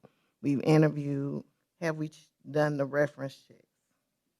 No, that's what I just said. We will, members of this body will do the follow-up on the reference checks. I think we received. How soon? Because that, even after the interview, it's still been a while, respectfully. As soon as those references can be made, within the next week? Yeah, okay. The other thing that I wanted to talk about in reference to it is to make sure, as we move forward, If we can get have some attorneys, I guess, to give some opinion on it so we can, because I don't want us to move forward in the confusion, if you understand what I'm saying, because it's too much. So we can get somebody to just unequivocally give us, hey, this is what the rule is, and this is how it should be read, this is how it should be implemented. I know they refer back to student first. One of the attorneys did. I went back and read it and had some attorneys to read it, and that was dealing with procedures on how you do due process and the fairness and all of that. So we combed it just so to make sure I wasn't missing anything. They were assisting me to make sure I wasn't missing anything. And then my third point, I know that there's been financial conversations around hiring an attorney and also having outside counsel. In fact, I would like, because we have committees, I like to put that in the finance committee. I'm on that committee to have that conversation with the committee members and our financial person to see where we are and to see how best to move forward as we're doing this. So while you're working on that in a week, I'd like to work on that also in a week's time so we can have our time synced up when it's time to make a decision. Sounds good. Well, I thank you for bringing it up because when you and I last spoke about it, we did say that we would have it on the February agenda. But when all the confusion came about, we don't like disarray. So rather than put something out here that we could not make a decision on, it was not placed here. But the discussion is out here at this time. Would anyone else have input? Yes. With that in mind, if we did, stick to this timeline of a week and a week, maybe it's early to ask, but like I'm going to back up what Ms. Watkins Smith said. We've been waiting, like what it seems forever. Would we be able to take a vote for March as to who are with the candidates we already have? Would we be able to take a vote for March? Let's say we would make that a goal rather than make a decision right now. But it will be a goal. Absolutely a goal. Okay. Other discussion? Okay. Almost. Okay. The next item is new business, and Dr. Lisa Keith has asked that we discuss including feedback from an Education Professionals Advisory Committee. Dr. Keith. I think I've already spoke on the as much as y'all obviously know that I do feel that we need a teacher advisory committee, and Dr. Brown said he was working on that, but I feel like we're kind of slow playing it, and we need to move forward. We have teachers, too many teachers that I'm there for them, and I think some of our other board members up here have had teachers because we've talked, they want to be heard. The morale among many is down. It's just down because they feel like they're not heard, and I think we've got to have something where these teachers know that we do hear them on their needs. And it needs to be, I would like to see it happen in the next couple of months. And if we can't have that happen, I definitely would like to start August. That would be the groundbreaking. We would have a teacher advisory committee. Okay. When we made the committee assignments, it was hopeful that we would have like the Family and Community Engagement Committee. I think that would be a perfect place for that to fall. If you would like to serve on the committee, if I'm not mistaken, we only put 2 board members, possibly 3, but we can make changes to those committees. I'm excited that you are excited about following through on, you mentioned the Finance Committee. If we get together and actually do some of that research and work, when we get to these work sessions and you do your reports, it'll be easier for us to make informed decisions rather than, just talking about what we feel. Use the mic. Thank you. I had to do Okay, that. I'm sorry, Ms. Portis, go ahead. And I was going to say that that's a good point. I was just going to ask everybody, you did send out the committees. If you have a committee, would y'all reach out so we can get started on them, please? And we will, and do we have to take her if she on the committee? Or just take her request? But we will. If you want that under family engagement, we'll take care of it.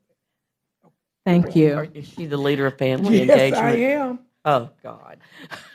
Are there other comments regarding that new business item? Okay, ladies and gentlemen, it's been an evening. We do have one more meeting with no further business. The work session is adjourned.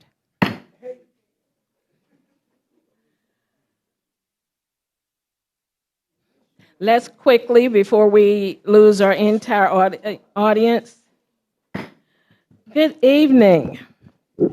Thank you, board members, MPS family, and everyone who has stuck with us throughout the evening.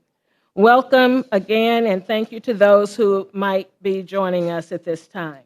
The February 13, 2024 business meeting of the Montgomery County Board of Education is called to order. We are still 7 of us present. I declare that the quorum is present. The agenda has been posted and reviewed.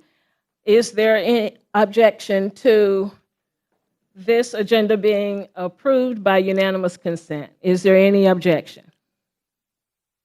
Hearing no objection, our agenda has been adopted by unanimous consent. Vice President Cassandra Brown and I participated in the National School Board Association's Equity and Advocacy Conference in Washington, D.C. a couple of weeks ago. It is crucial to recognize that the educational challenges that we face in our district are not unique, but rather a part of a broader national issue. Engaging policymakers at local, state, and federal levels, we are able to advocate for and receive resources to assist us in doing this great work. By collaborating with policymakers and implementing effective strategies, we have the potential to make a significant impact on education nationwide. Yes, there is much to be done, but I am grateful to this board and our leadership team for the work that is being done. A part of advocacy is to inform. If you don't mind, I'd like to take a couple of minutes to talk about Montgomery Public Schools and the $11 million that we get or receive from that 3.5 county tax millage. Our neighbors in Pike Road schools will receive $1.2 million from this same millage. These funds do support the school system's general fund with resources such as classroom instruction materials, teacher units, extracurricular activities, professional development, maintenance, athletics, security, social and emotional resources. It is essential that the residents of our community of Montgomery County take advantage of the opportunity to go and vote on March 5th, 2024. It is essential because we will decide if this current tax is going to be renewed. It is essential to note also that it is not a new tax. The tax has been in existence for nearly 4 decades. The ad valorem tax that was passed in 2020 had legislation supporting the start of tax collection in 2023. That delay cost money. MPS took the initiative to implement strategies to ensure the necessary resources would be needed for our 21st century education that we have in place in Montgomery Public Schools. We do have plans to continue building strategies that will support quality education, but we desperately need for the community to support us in the work that we do. I will add quickly that I was able to visit 2 of our schools yesterday, and even though I had been on those campuses within the last year, I learned more about those schools than I had known. I visited Impact and Brutech. Those campuses have wonderful career education opportunities that I won't go into real detail about, but we have approximately 1,200 students who have access to job opportunities. They are receiving their certifications, and they are getting awesome job offers, apprenticeships, internships. I encourage you to take the opportunity to learn more about the wonderful things that are going on in our district. There is more with MPS. And I will stop there. If you don't mind another couple of moments, I will give the floor over to Ms. Pam Cloud, who has more good news. Thank you. I'm on now. Park Crossing High School varsity basketball teams, both girls and boys, made the playoffs. They will be at the Coliseum on Congress Dickerson Drive Thursday, February the 15th, 2024. Boys' game begins at 10 o'clock. Girls' games begin at 12. I would really like for the guys to encourage their spouses that they, after the wonderful Valentine's y'all do for them, they'll pay you back by letting you go to these basketball games. I really hope that our Park Crossing students might be able to go by private transportation or either hopefully some busing that they can go and watch their classmates participate in the playoffs. Thank you so much. Thank you, Ms. Cloud. We had no scheduled public comments, but we do have one sign up for citizens' comments. That is Mr. Carlton Avery. Mr. Avery wants to speak to us on agenda item 7A, and while he's making his way to the microphone, I will read the information, rules, and procedures. Citizens may sign up for comments before a board meeting. Citizen comments must be on agenda items. Forms for citizen comment will be available 30 minutes before the regularly scheduled meeting. Agenda topics to be addressed must be identified on the form in order to speak. Individual citizen comments may not exceed 3 minutes. A total of 30 minutes are allotted for all comments. Communications must be respectful. Discussing specific student or employee matters will not be allowed. Individuals who have concerns that are inappropriate to be solved in this venue are welcome to seek a problem-solving meeting with the superintendent. Immediate feedback by the board may not be provided. However, you may be contacted for follow-up. The board chairman has full authority to terminate the remarks of any person whose comments contain personal attacks, exceed the time limit, or are otherwise inappropriate.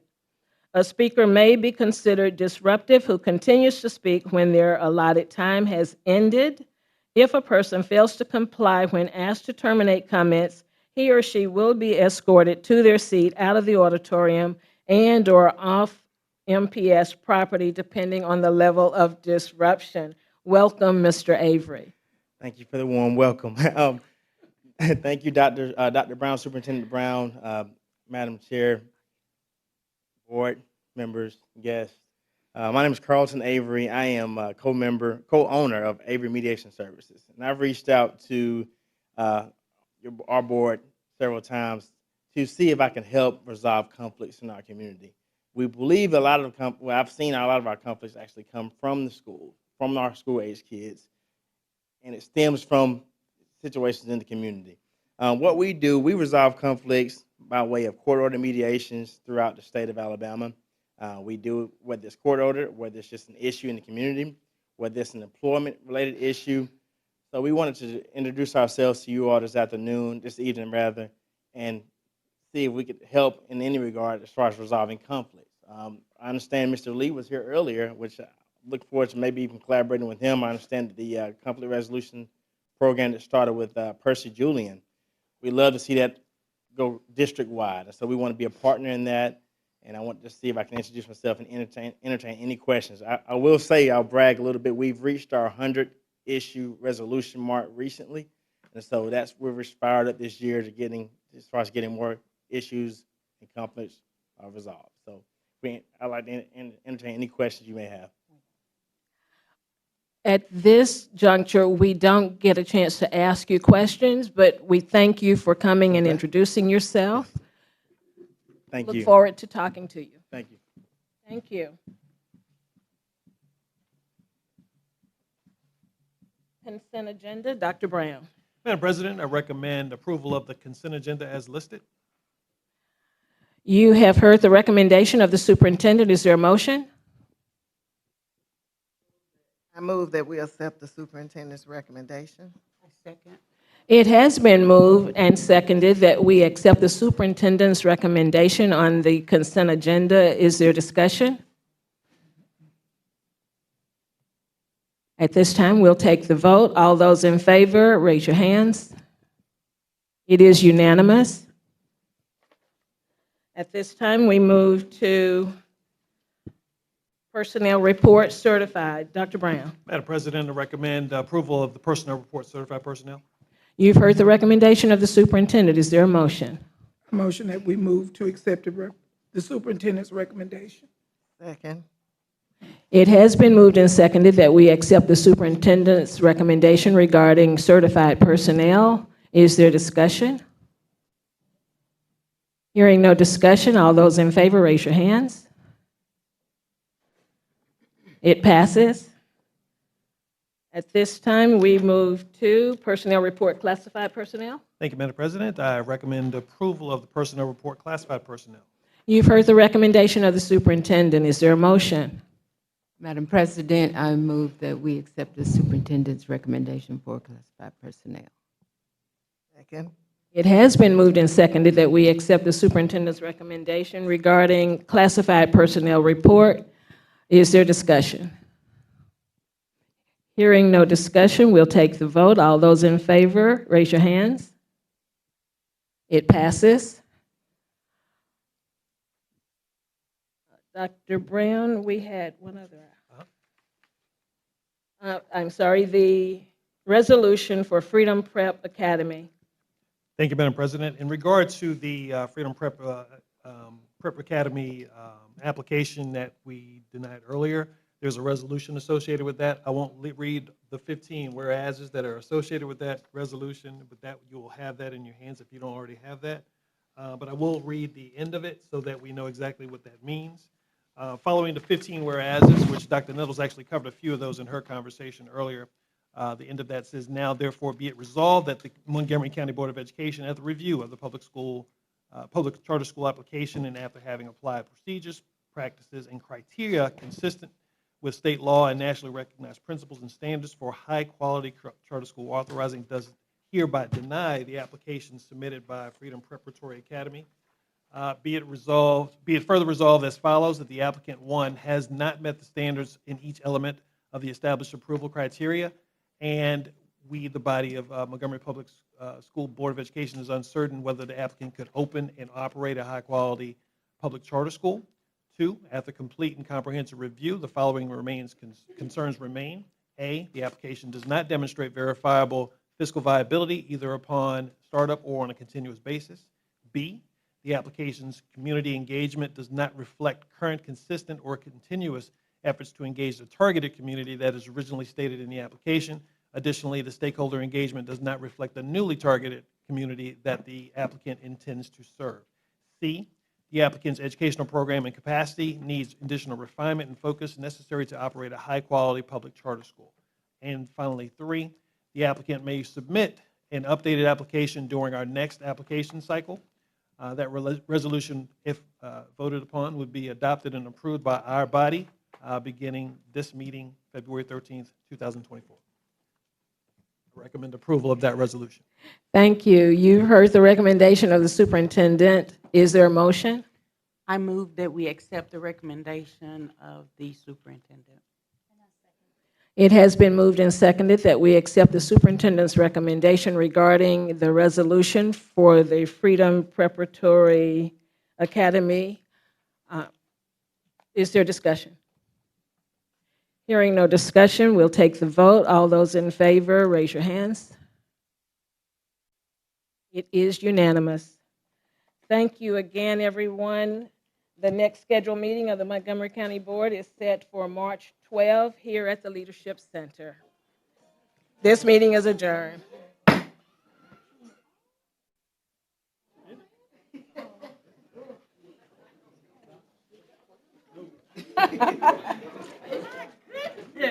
Who was it?